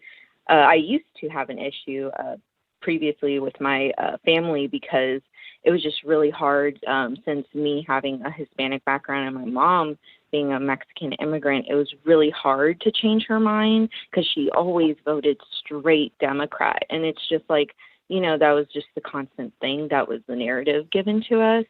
And after a while, me, my younger brother, my dad, we were just kind of like, hey, you need to like listen to us. Like, you need to stop watching this media. You need to actually research this. And when we went to go vote, we all voted for Trump. And my mom, you know, she was like, I'm going to vote for Biden. I'm going to vote for Biden.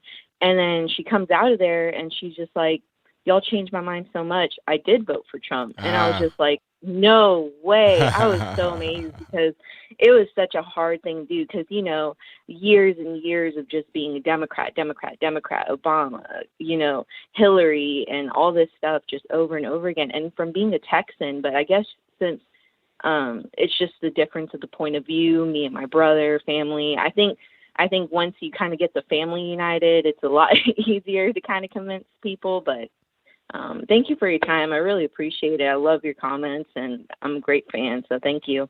Well, thank you for the call. Definitely appreciate you. No problem. Bye. All right, great call. Hey, it's hard to do that. It's hard to convince adults, hard to convince your parents to try and go the other way. Very hard.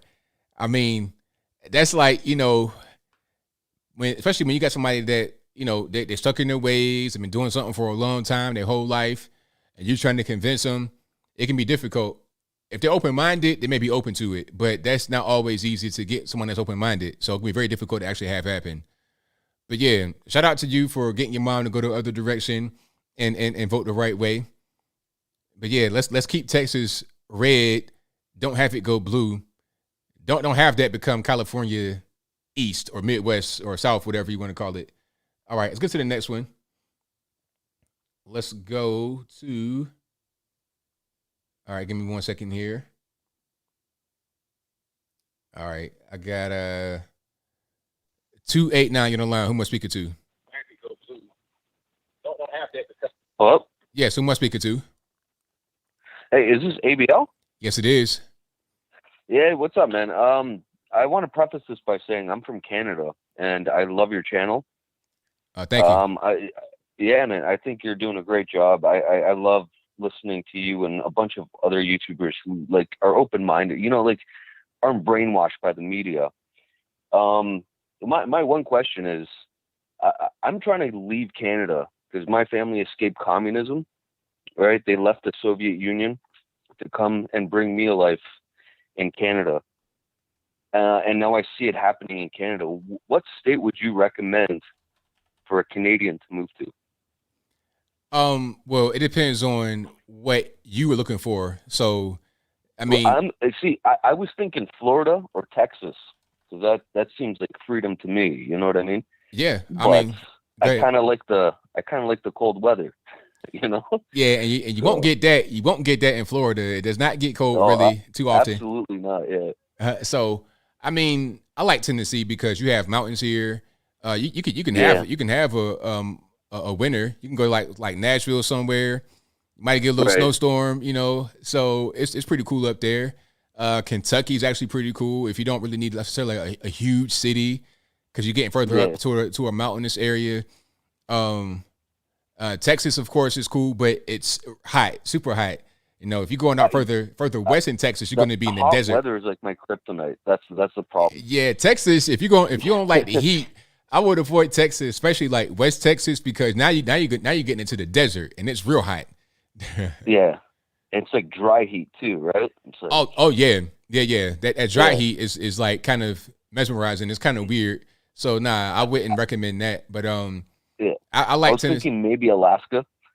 I mean, if you like not having sunlight for most of the year or half of the year, go for that. For like 6 months of the year, yeah. Yeah, if you like having permanent night lights on half of the year, then I say go for it. But really, Kentucky is nice. I mean, if you like a smaller vibe, like the Midwest. That's kind of Midwest, kind of South, and kind of Midwest. Yeah, it's cool out there. Yep. Yeah, man. Yeah, because I'm trying to move there as soon as possible because I'm tired of this. They're doing like mandatory vaccines up here almost. Oh, also I almost forgot. Like, really, have you been to the U.S. before? I have not. No, I've been stuck in Canada my entire life. I mean, you have South Dakota. That's a good state. Right. Yeah. Okay. Yeah. You got good governor Kristi Noem. You got nice cold weather. You got beautiful, tourist attractions. You won't have any real crazy liberals up there. It's small, but it's good. Well, that's the best thing, right? Is staying away from the big cities. That's right. It's like, just having your own property, living out on your own land, like have a chicken coop or something, just living living free. There you go. Yeah, man. Well, anyway, thank you for taking my call, man. I appreciate it. All right, thank you for the call. I love your channel, man. I watch every video. Well, I appreciate you, man. Thank you for your call and your support. Take it easy, man. All right, now. Shout out to the caller. Yeah. That was some good states in the chat. I forgot about the Dakotas, Montana, Idaho, a lot of places. Just don't go too far west. Just don't go too far west. Arizona, super hot. Super hot. Arizona is way too hot. Yeah. Nashville mayor's trash. Yeah, you can go to Nashville, just don't go to Davidson County. Go to Williamson County. If you got $1 million in the bank, you could just throw away. Very expensive out there. Kentucky, you can go to Oklahoma maybe, but you got some of them tornadoes that might hit you. The Dakotas, Montana, that area is cool. Yeah, don't go to the left coast at all. Don't go to the Northeast. Don't go to the West Coast. Don't go to Chicago. You can visit Chicago, but don't go there and live there. All right, let me get to the next one. 405 here on the line. Who am I speaking to? Hey, Anthony, it's me, Dustin from Oklahoma City area. How's it going? It's all right. How about yourself? I'm doing a little better since the last time we talked. You know, I've been working, doing a lot of stuff here in Oklahoma City. How about you? Everything's good here, man. Can't complain at all. Yeah, that guy who you just previous call talked to, I highly recommend he move to Oklahoma because there's a lot of big open space in northern Oklahoma he can live in because he like big open spaces. I highly recommend northern Oklahoma if he wants to live up there. Okay. So, you were talking about the Tulsa race riot or massacre or whatever you want to call that thing. Yeah. Let me just give you my 2 cents. From what have I dug up about that, I mean, I haven't done too much research. I have to agree with you, it was more of a race riot than a massacre because there was no way, from what information that I have found out, it was a massacre. Because if both sides lost lives, there was no way it could be a massacre. Yeah, of course. You know, but see, the thing is, people just make things up sometimes to fulfill their own narrative. That's all. Or they exaggerate things to fill a narrative. They don't talk about how there was much more to the story. They don't give the full thing. They just say, oh, it was a race massacre, and that's the reason why America's racist. Yeah, and this is coming from a white guy. And, you know, I'm sick of it. Only hearing one side of the story. Right. And in the Logan Paul deal, the video you were talking about earlier, mm-hmm. he needs to realize that CRT is a joke. Yeah. Because I don't really talk about my family that much because my sister-in-law is half black. I didn't realize that until maybe shortly after she married my brother. So, I mean, at first when I saw they got married, I thought that was a close friend of her mother or something. So I didn't realize that she was half black till like a year or two after they got married. So, yeah, it bothered me a little bit, but after a while, I accepted that fact. So, yes, I accept the fact that my sister-in-law is half black, my nephew is quarter black. So what? I accepted the fact that yes, people are who they are, and I don't care where people come from. And you are you, I'm me, and that's facts. Right. And have I been pulled over by police officers several times? And do I freak out? Yes. Because I don't know if I'm being a good cop or a bad cop. Because I'm being pulled over in a very shady part of town or in a very unlit area of the county, because I do drive in a bit of an area of the county that has very little light, so I don't know if I'm going to make it home all right or not. So, yeah, there are some bad cops that will do shady things to us. Can't curse on So the, Logan can't Paul curse. needs to- You can't curse on the show.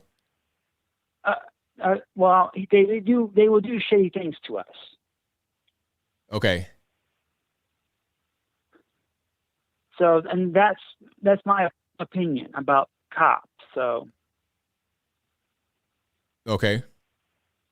so he needs to learn a thing about people like me, and that's being truthful. ABL. All right, man. Well, thank you for the call. I appreciate you. All right, bye. All right. Shout out to the caller. I think he said shady, but I thought I heard something else. But shout out to him anyway. Big up to the caller. And the number to call is 434-658-1220. Let's get to some more here. Let's go. All right. 717 on the line. Who am I speaking to? Hey, ABL, it's Moses. How you doing tonight? Everything's great, man. Can't complain. Yeah, that's always good. It's always good to be on the phone with the man, the myth, and the legend himself. So, shout out to the modern Renaissance man. Like, the way he sets up the things about the Three Little Pigs, that was incredible. Now, there's something that is kind of bothering me that I want to just address. Hold on, caller. Hold on. You got. It's a lot of noise in the background. Oh, how's that? Is that good? I still hear it the same. All right, hold on. How's that? Okay, that's better. All right. No, my fault. But shout out to him, like I said, because what he said was 100% wisdom right there. It was 100% wisdom. Now, when he called in, I was thinking about what Mark Lamont Hill tweeted after he destroyed critical race theory, saying, "Oh, there's so many things wrong with this video. I hate it here." What's there to hate? So for me, the vibe that I get from Mark Lamont Hill, and I'm going to ask you the question too, the vibe I get from Mark Lamont Hill and some of these, I guess, black newscasters, whatever you want to call them, is for me, I feel as if they have a superiority complex where they want to see people do good, but don't want to see people do better than them. You know what I mean? I could be 100% wrong, but I keep thinking, why do they keep pushing critical race theory? Why are they not talking about their story on how they got their PhD, how they were able to achieve what they were able to achieve? Because they had to hustle and they had to grind. They had to do probably a lot of things that we normally have to do to get where we need to be. So I just don't understand, why don't they tell their story? So my question for you is, what kind of vibe do you usually get from Mark Lamont Hill? Do you get something similar to what I'm saying, or is it something different? I'm kind of confused by the question. Like, what was, say, what I get what now from Mark Lamont Hill? A vibe. What kind of vibe? Oh, what kind of vibe? Do you get from him? He's just, what I get from him as far as like his show is what he's just trying to get attention to the show. He just says outlandish things to get attention. And I feel like he might not necessarily believe what he's saying, because when I saw him on Candace Owens' show and he was talking about, men and something about men having babies or something silly. It was like, I was looking in his face and I could tell at a certain point, somewhere in there, he knows that what he's saying doesn't make any sense. He knows this, but he can't not say it, because if he doesn't say these things that don't make any sense, then he's going to lose his stance in whatever kind of circle he's in. So that kind of hurts him professionally. So I don't think he really believes in everything that he says. Some things he does, but he goes to the extreme because that's what helps him stay where he is. Yeah, that's 100% right. I just don't get why he doesn't tell his story, though. That kind of bothers me, because everybody comes from nothing and is able to make themselves into something in this country. There is no systemic racism. There is no white supremacy. I haven't met one white person that told me I couldn't achieve what I wanted to achieve. Not even, Hispanic people told me that either. So I just don't understand why they don't share their story, their testimony, say, hey, if you want to achieve this, if you want to get a PhD, this is how you do it. You just got to work hard. I don't get it. I just feel as if he's trying to keep people down instead of bringing them up. That's a vibe I get from him. Right. So I don't know. Well, that's all I got to say. That's something that bugs me. But, God bless you, ABL. I'm very happy that, I was able to talk to you. And I'm going to definitely tune into what the modern Renaissance man has to say every week. I'm going to definitely subscribe to him. So God bless everybody in the chat. Keep hope alive. And thank you, ABL. I appreciate you. Thank you for the call. Appreciate you. All right. All right. Shout out to the caller. Appreciate him. Let's get to a few more here. And I see someone calling that called in earlier. If you called in once tonight, I don't do repeat calls in the same night.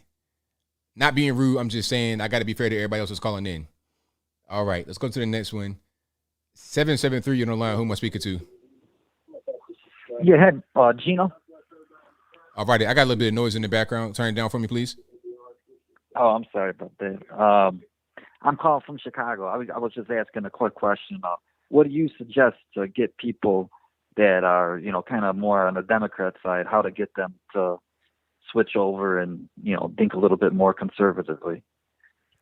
It's a hard thing that I don't really engage in directly all the time, because I was saying this the other day on Brandon Tatum's channel when we had the panel with myself and Jericho Green and Oliver Mack. And, it's hard to convince an adult to think differently than what they do unless they are open-minded and they're ready to hear it. It's like a drug addict. If you have a drug addict and they're actively high on drugs, acting the fool, got all their clothes off, middle of the street, screaming, hollering, carrying on, if they're in that state and you're trying to say, hey, man, get off those drugs, they're not going to hear you in that moment. They're not going to hear you in that state. They might even be sober in between getting high, and you try to approach them. They're going to be defensive because they know they're not prepared. They're not ready to end their addiction. Only when they're ready are they going to come to you and, try to find a way to get their life back on track. So what I do is I just kind of drop little hints. I drop little seeds and just let them stay. I don't try to engage anybody. I don't try to get aggressive because it's not going to work. I drop little things. It's like, man, them gas prices going up real high, ain't they? I mean, good night. What happened? I'll leave it right there. I won't really get into it. I won't try to debate. I'll just say it around them and then walk away. I'll do that a little bit. Right. I'm not going to hide who I am either. Like, everybody's going to know who I am. They know I'm a conservative guy, so I'm not going to hide who I am. So if anybody's around me, they know how I am. They know what I talk about. I don't try to be aggressive or nothing like that. I just say things. So when they're ready to be open-minded, they may start to ask you questions. How about that gas? Why is it gas high? Had somebody ask me, who was the person that is responsible for the lockdowns? Somebody asked me that as a liberal. Like, I won't say anybody's name, but I'll do stuff like that. And when they're ready to ask me those questions, I'll come and answer them. And then at that point, I can help them get into a right way of thinking if they want to. But if they don't want to, I'm not trying to fight them to make them do it. Okay. All right. Good advice. Thank you. No problem. Thank you for the call. All right. Thank you. Yeah, that's probably the best way, because you're trying to fight people, make them think the way you think or to think differently. It just doesn't end well from my point of view. I've been there, done that. It doesn't really work too well. And I'm not trying to be preachy to you and stuff like that, because I know I don't like getting preached to when I'm not prepared to really hear it. And people coming to me with, their ideology, I ain't really trying to hear it. But if I'm open to hearing it and I know that you're involved with that, then all right, let's go. Let's go. Let's get into it. Because I'm ready at that point to receive what you are trying to bring. Yeah, that's pretty much how I would do it. All right, let's get to the next one. The number to call is 434-658-1220. Again, 434-658-1220. The number is always in the description box below, and also right here on the ticker. At a certain point, it'll phase into it. If you enjoyed what you're hearing so far, go ahead and get the video a thumbs up. Like the video, share the video, do all that good stuff. This podcast will be available on your favorite audio streaming platform, whether they be Google Play, Spotify, Stitcher, Anchor, Apple iTunes, etc. Link for that will be in the box. Or you can go over there to your favorite audio streaming platform and search ABL Live. I should pop right on up. And when you do listen to me on those audio streaming platforms, give me a 5-star rating, a review, whatever you can. I'd appreciate it. All right, let's get to the next one. Let's go to... All right, hold on. 928, you're on the line. Who am I speaking to? Hello, can you hear me? I hear you well. Okay, cool. Is this Anthony Bryan Logan channel? Yes, it is. Okay, yeah. So I had a question for him about. Well, I'm live right now. Like in Nashville. Hold on, I'm live right now. Like you're speaking to me right now. This is ABL you're speaking to. Oh my gosh. Okay, so yeah, I had a. Sorry, my name is Jack Reeves. I live in Arizona, and I had a question about Tennessee, in the big town where all the music happens there. Right. And yeah, and I've been a musician in Arizona my whole life, and everything just went to high hell here. And I was wondering, if it would be worth it, to go to Nashville, Tennessee, try my luck out there as a musician. I mean, well, what are your thoughts on that as far as? Well, I don't really know. Like, I don't know a lot about you, or like, do you have a following? Like, are you somebody that's been able to get gigs? Like how are you? Yeah. Okay. Yeah, no, I've been a working musician my whole life, mainly casinos, corporate parties. I was booked from New Year's till New Year's during 2020, and we all know how that went. And nothing's really been happening out here in Arizona. It's just sad. I'm doing acoustic shows wherever I can. I volunteer at the VFW, try to help out the veterans and stuff like that. But, I've worked in Las Vegas. I've worked in Reno. I've worked at the Las Vegas Convention Center, for the world's largest vaping convention, and literally nothing's just happening here. And, so I was thinking about Nashville, and I know you're from Tennessee. So, I was wanting to know your thoughts on that. I mean, I say it's worth a try, going out there, seeing what's going on. Now, Nashville is about country, so is that what you were doing, like a lot of country stuff? Oh yeah, I've done country, rock, jazz, blues, reggae bands. I've done a lot. Yeah, I say I'm 40 and I've been working on stage since I was like a teenager. Yeah, I say go try it out. But Nashville is kind of like LA a little bit as far as musicians and stuff like that. So I'm not sure what will actually happen. I'm not a musician or anything, but I know Nashville is where you go for any kind of country music, anything similar, something like that is where you go. So I say, go try it out. Go try it out, see what happens. Yeah, I mean, you're from Tennessee, so I mean, what do you think the demographic is as far as I think you said earlier it's kind of like a Democratic city. I'm a big conservative myself. Well, I mean, I'll put it to you like this. It's a city, but it's like the entire state pretty much is red for the most part. You have that one little dot right there. That's Davidson County. And once you leave Davidson County, which is pretty much most of Nashville city limits, once you leave that, you're back in the red. Williamson County, which is also Nashville, that's where all the country stars live, right? So if the city is built upon country music and tourism and stuff like that, and all the country music stars live in deep red Williamson County, then it's not going to be that bad as far as you being able to be out there and kind of navigating. It's not like San Francisco or New York, nothing like that at all. It's still pretty conservative, although they have blue leadership technically in Davidson County. Right. Well, cool, man. No, I mean, that, and I also think Candace Owens would make a great president in 2024. Hopefully she gets in there. And I think Trump would be a great vice president because he's already worked so damn hard I know no cussing, but damn's not that bad. Oh yeah, and I'm supposed to say no, yeah, no a lot, and I guess I haven't done that my part. But hey, man, thank you for your call. Thank you for, I'm accepting my call. Thank you for your time, and God bless you. I love your channel, man. Well, thank you for the call, man. Definitely appreciate it. All right, you take care, brother. All right now. All righty. Yeah, shout out to the caller. Like I said, I'm not a musician or anything, but Nashville, if you were to go anywhere to try to get involved in the country music scene, I guess Nashville would be the place to go. But it's a lot of that, Nashville is a lot of that going on. Like you go downtown, there's a lot of people kind of out there. I don't know. But I like Nashville. I like going downtown. It's nice out there to me. Last time I was in Nashville, I forget what it was. I was at Politicon with my wife. We were up there in Nashville, right there at that convention center or whatever. It was cool.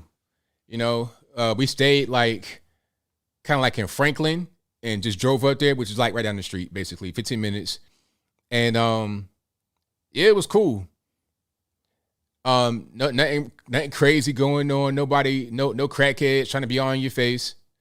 One time I was in Nashville, we went to see Jordan B. Peterson, right? We saw Jordan Peterson, and after the show was over, it was one dude on the ground, like screaming and stuff. But I was like, okay, you got one dope fiend, or he's crazy, but I didn't see any tents. I didn't see any trash.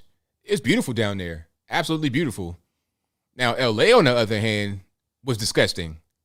LA is disgusting. Dallas was cool, but it got kind of sketchy sometimes. LA's nasty, New York is nasty, and Chicago is beautiful downtown too.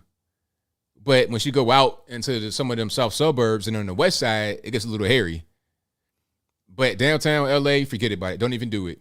You're going to be in third world country. You're going to be in Afghanistan, worse than Afghanistan, downtown Los Angeles. But Nashville is beautiful. All righty. Let's get to a few more here. Let's go.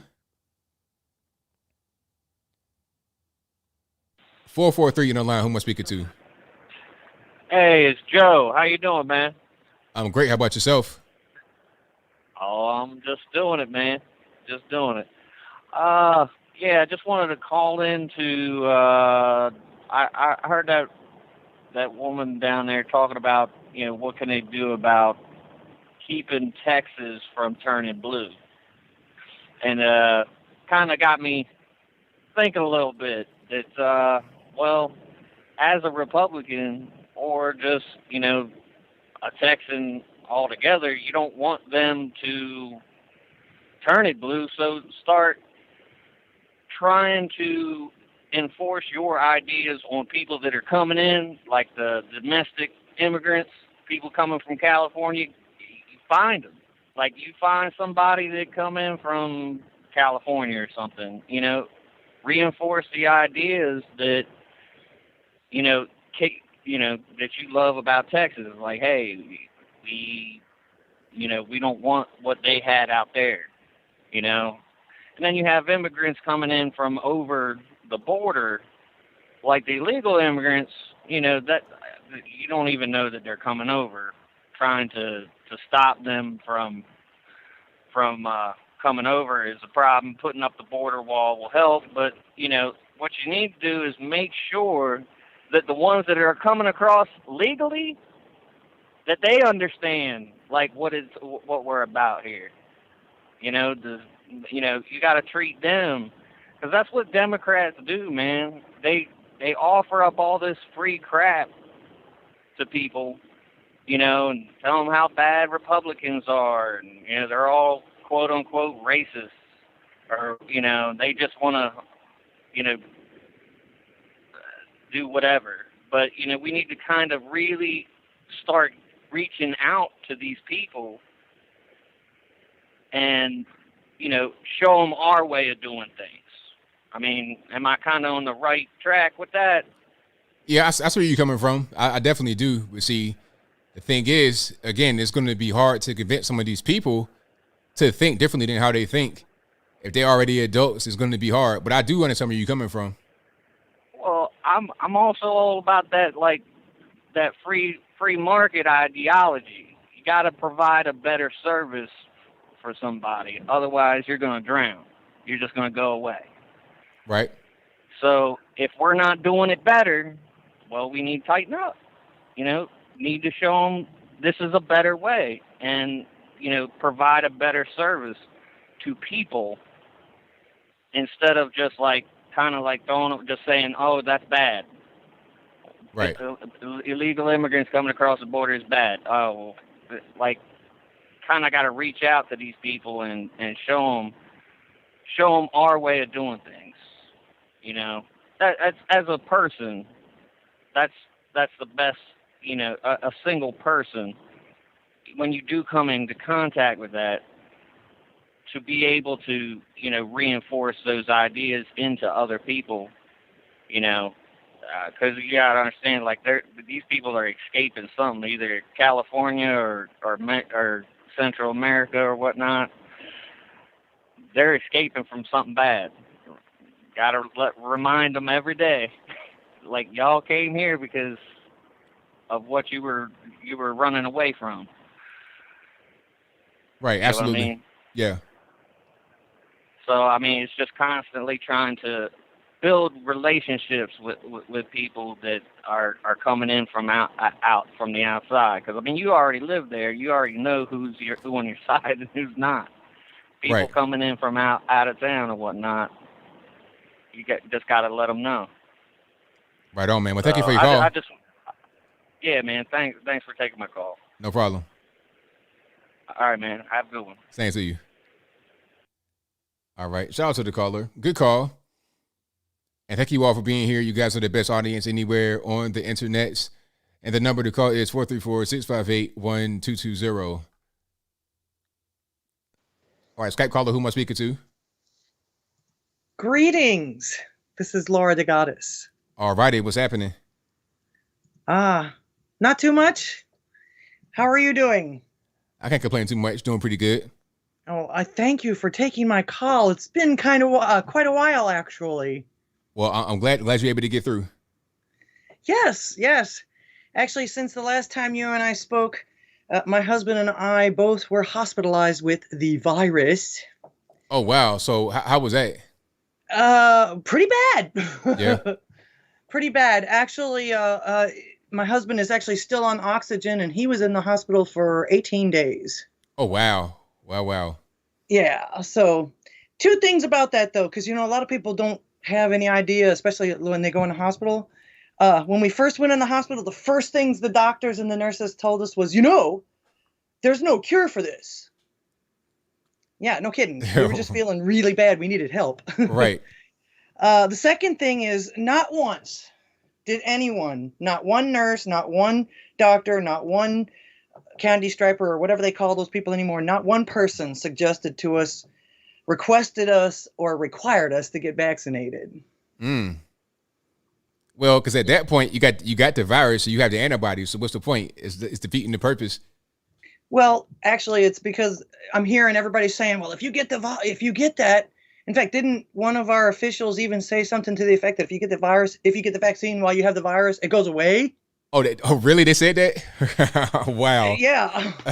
That's what. Well, as I say, I've been watching the videos and everything like that. So I can tell you though that every doctor and every nurse that we came, because we were isolated, but every doctor and every nurse that came in had either 2 or 3 masks on, or 2 masks and one of those shieldy things, and they were all wrapped in plastic. Wow. Hands and everything. Wow. So yeah, well, we're getting better. Like I say, my husband's still on oxygen, but he's improving every day. He had what they now call, the doctors actually call it this now, COVID lung. Oh, wow. And essentially it was pneumonia, inflammation of the lungs caused by a virus. Mm-hmm. But the doctors call it COVID lung. How about that? I mean, that's like pneumonia, right? I mean, that's been around for a while. Yeah. Well, it's actually the exact definition of pneumonia. Right. So weird. But all of this, and we still are not going to get this vaccine. Right. Now, I mean, Rand Paul, an actual doctor, an eye surgeon, said if you've had it already, then what's the point in getting the vaccine? You got the antibodies. It doesn't make any sense. Right. Well, another reason also, too, is that especially because it doesn't prevent one from getting this thing. Correct. Like they're supposed to do, or like they're designed to do. I mean, how many people do you know have polio these days? Right. Exactly. So I hope my second topic, I guess you could say, is I hope that all you third and fourth wave feminists are happy now. You've heard about the new legislation even being touted by Republicans as well. They want women to start signing up for the draft, selective service. Well, I mean, if there's no such thing as gender, if we're all equal and all this and that, okay, well, let's do it. Either we're going to do it or not. That's the way I feel. Let's do it or don't do it. Well, like I say, I hear that they're screaming and yelling about it now. It's like, well, what did they expect? I mean, however, in this case, I'm not worried about myself. I'm too old for that yet. But I have a granddaughter that's fixing to turn 18 in about 2 years. Right. Well, I mean, hopefully this will kind of incentivize people to vote a different direction, because if they're trying to do this under a Joe Biden, having women sign up for a selective service, maybe they might think twice about how their political ideology is. It probably won't matter soon. Yeah.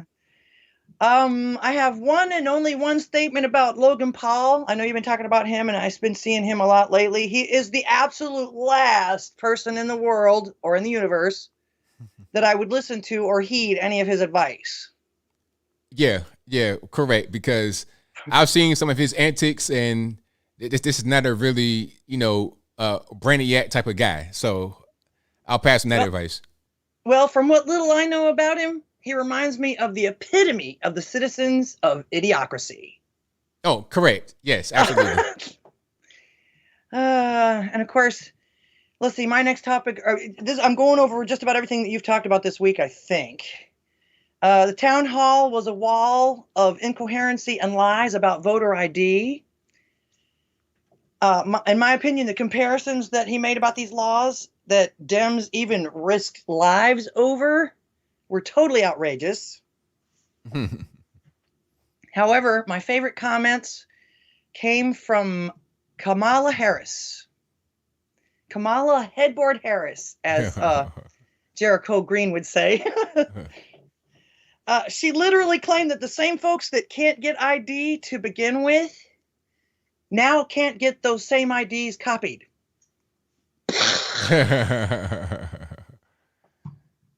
I'm also now seeing headlines from Obama's medical staff, or one of his staff members, saying that Biden's going to either be resigning or will get the 25th here very soon. What do you think about that?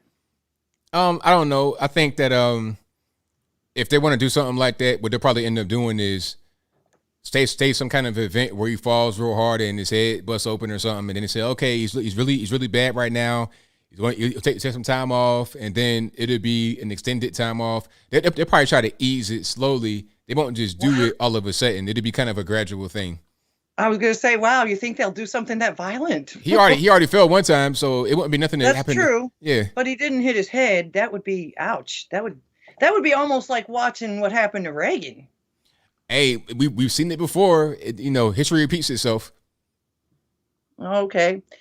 Well, what do you think if this does happen? What do you think Kamala's first act as our executive in chief would be? I don't even know. I think that whatever the people that are actually in charge, whatever they tell her to do, she'll just go along with it, because Kamala Harris has no real agency here. She's just pretty much a puppet. So whatever they tell her to do, she'll go ahead and be like, okay, cool, no problem, I'll do it. Okay. And of course, my last little comment, you made me laugh out loud. The comparison you made to Dr. Jill, she looks like a foot. Yeah, like a foot in the pedicure water. That's what she looks like.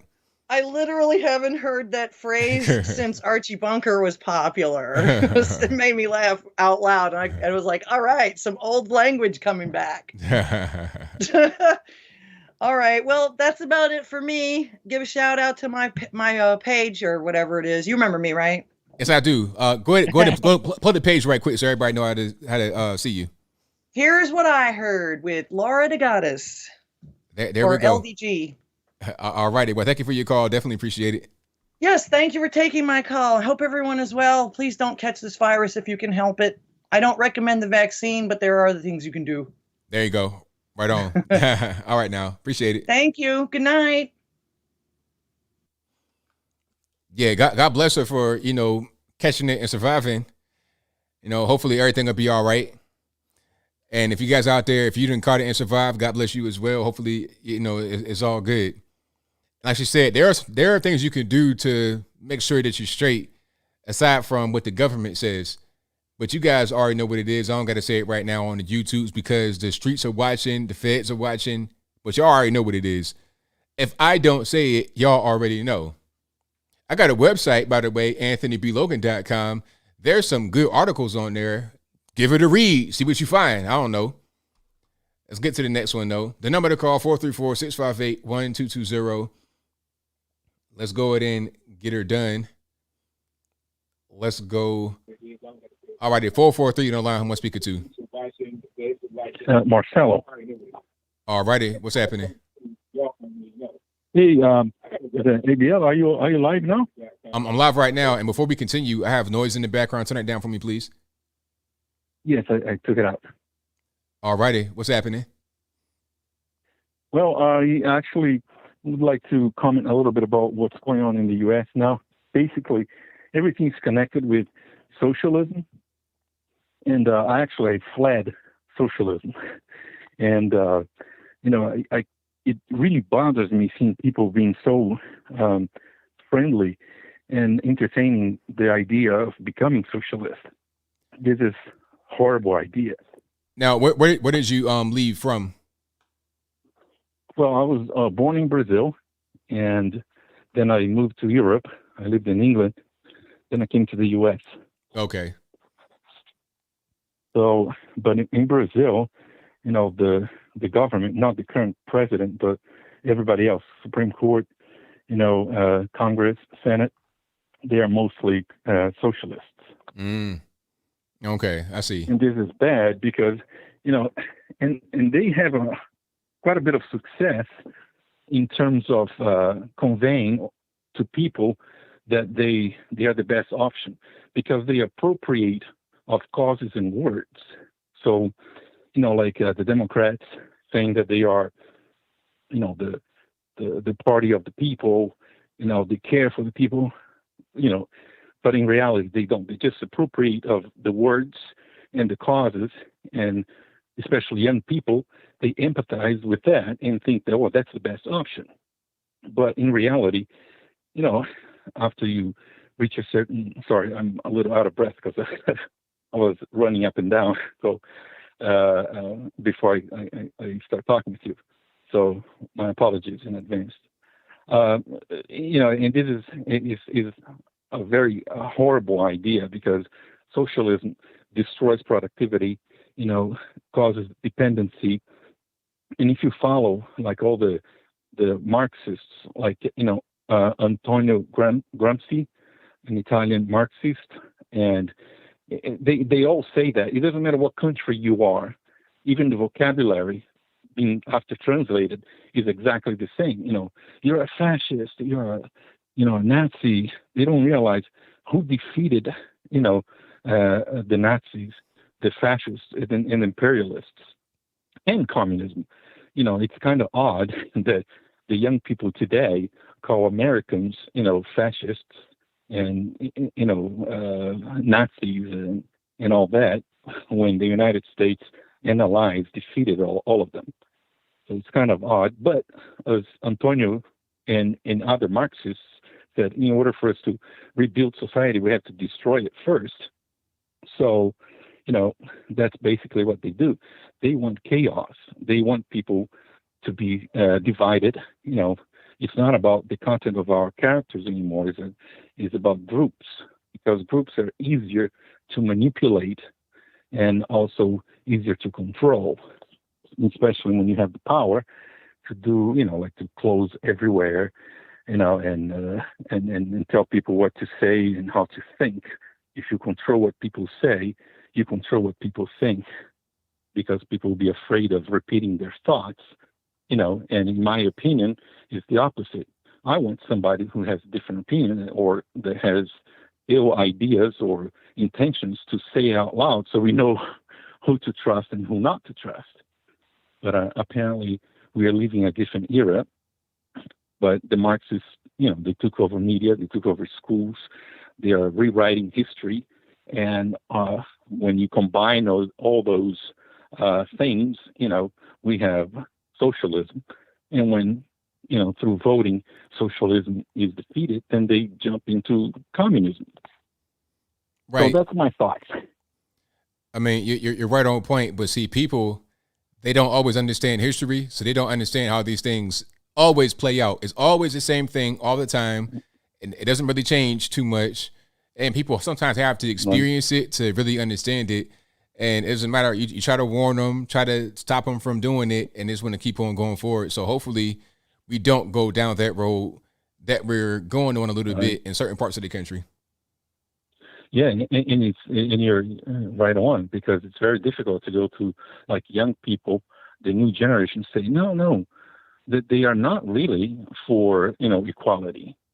What they don't want equality, it's just what we need to do is call them for what they are: Marxists, socialists, and show what happened in history. Also, it's just put logic, make them think. What happens when you get government? Government does not produce; it only takes from those who produce. So what happens? Oh, well, let's tax the rich 75%. Okay, well, what if the rich leave? And then now we are left with no resources and no expertise and a bunch of debt. What are you going to do? Well, look at Venezuela. Look at Argentina now. Look at all the socialist countries that went that route. They implode from within. This argument of equality. Oh, okay, well, I'm not rich. I respect everybody. Their worth is not just their wallets or their bank accounts. I'm a content of a character type of guy, but when people say that rich people are bad because they have too much, okay, well, let's put that in a different perspective.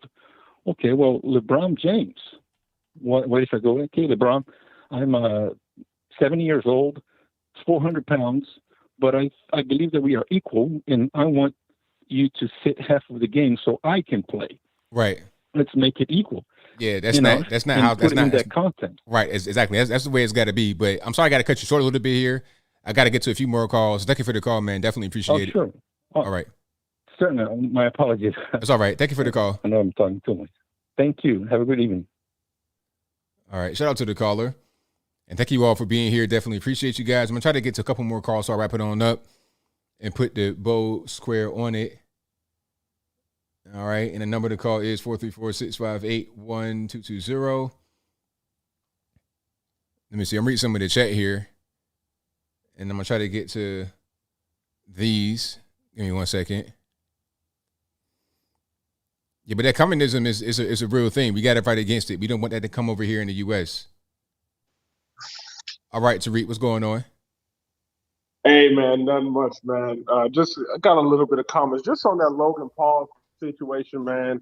I mean, we got to understand, anytime these YouTubers get big, especially when they're in the liberal space, they have to virtue signal, man.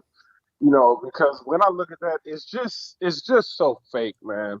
And, what Black people got to understand is that having Black people focus on racism instead of focus on their economical conditions and their family conditions keeps them in the same position they're in. You know what I'm saying? Like when you keep telling someone that they're oppressed or, the white man is coming to get them, you literally have Black people out here seeing white people as their gods, begging them for jobs, begging to be included in the movie industry or the music industry. Just all this inclusion. Hey, I want to be included. Instead of saying, how about we do for ourselves? How about we build our own? It seems like there's this no do for self mentality, and black people see it as progress when white liberals award them. And to me, that's what's handicapping black people, man. And, they're pushing this racist angle, and then you got these white boys like Logan Paul, just virtue signaling, just all that is pandering. You know what I'm saying? So when I saw that video, it was very frustrating because I knew he's fake. This clown is fake. He's just in that space, and he's got to do what they tell him. And the other thing, I want to just talk to, especially Trump supporters. You know, as long as you have these Republicans on Twitter, like Liz Cheney, whose focus is they don't even talk about the culture war, bro. Like it amazes me. You look at these Republican pages, it's like they don't even know that censorship is going on. You know what I'm saying? That like conservative voices are being silenced. They're not even talking about that. They're just saying some nonsense, talking about a country over party and things of those nature. And we're never going to have a conservative agenda unless these traitors are gone. Like I always say that when I call into the show, is because if Liz Cheney wins again, this Trump experiment was a failure. Like if it's even close, if it's Liz Cheney and the other Republican and it's close, I'm gonna be mad at the Republicans. I'm like, are you guys not seeing what is going on? And you guys are going to still put this clown in the office? Like, how many traitors are we going to have in the Republican Party? If these never Trumpers don't get resoundingly defeated, they cannot just get defeated, bro. They need to get defeated so bad that it don't matter how much money is thrown at them. We show the system that we're not tolerating clowns anymore in the Republican Party. We're not tolerating these turncoats who act like they're going to go to Joe Biden and Joe Biden is going to work with them when clearly we see that Democrats aren't including or working with Republicans on anything unless it's more foreign aid or foreign wars to these other countries, bro. So that's just my main thing, man. I hope the Trump supporters in the Republican Party come 2022, every single traitor that voted for the January 6th commission, every single traitor that voted for Trump to be impeached gets voted out. Like, that should be our message, bro. And that's all I got to say, man. Thank you for the call, man. Appreciate you. Take care. Right on point. Fantastic. Yeah, a lot of people in the, these Republicans, they stay in DC, and they, like if you've been to DC and just been around that type of environment, it's much different than the rest of the country. Much different. They're worried about things that they got going on. Even some of these little groups and whatnot that come from DC that stay up there, they don't understand what's happening beyond that. All they know is, this person over here and that person over there and this relationship and that relationship and trying to get this donor and that donor. They don't understand what the real people are dealing with. That's why a lot of the influencers have a better ability to reach the people because we're actually in it. We actually experience it. We live in America for real and not in this ivory tower called Capitol Hill. You see what I'm saying? This is why they put a wall around the Capitol when there's no real threat of anything. They had a wall and 20,000 troops around the Capitol, but if you want a border wall, you're racist. You see what I'm saying? So it's all about politics, not really about serving the American people. That's the bottom line. But thank y'all for being here. Definitely appreciate you guys. That'll be a wrap for the show. Shout out to everybody that called in, everybody that watched, everybody that shared, subscribed, commented, whatever you did. You super chatted. Thank you for doing that.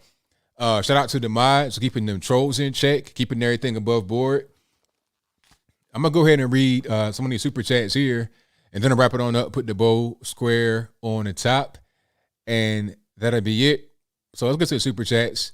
Thank you to, hold on, I got quite a few. Let me get the back where I was. Thank you to Tyrannius, who says slavery is not about race. It's about free labor. Every race has been slaves at some point. That's correct. Let me see if I got all of them right there in that list. Make sure I'm not leaving anybody out. Okay. Let me see. Okay, yeah, I got everybody. Cool. All right. Thank you to Justin Incredible, who says, Modern Renaissance man, dropping knowledge. You, sir, are young. Jesse Lee Peterson, right on, man. Thank you for that. Let me see. Shout out to Joey Muggs, who says, Three Little Pigs, question mark, talking about Modern Renaissance man's call earlier. Thank you to Black Bomb 6, who says, some African and Middle Eastern nations enslaved each other from years BC for economy. Some didn't. As Lincoln noted, Americans twisted the system to earn free labor without limit, but that was after they traded slaves. I mean, you know, at the end of it, it was slavery all around the world in different forms. So I think what we can hang our hats on now was that we've largely eradicated it. Largely, but not totally. They're still going on. You know, the whole thing with China, I mean, what is what's happening in China right now, aside from the Uyghurs? Like the sweatshops and whatnot. I mean, but I digress. I want to go down that road. I don't want to get too deep tonight. Thank you to Chevy, who says donation from AOB.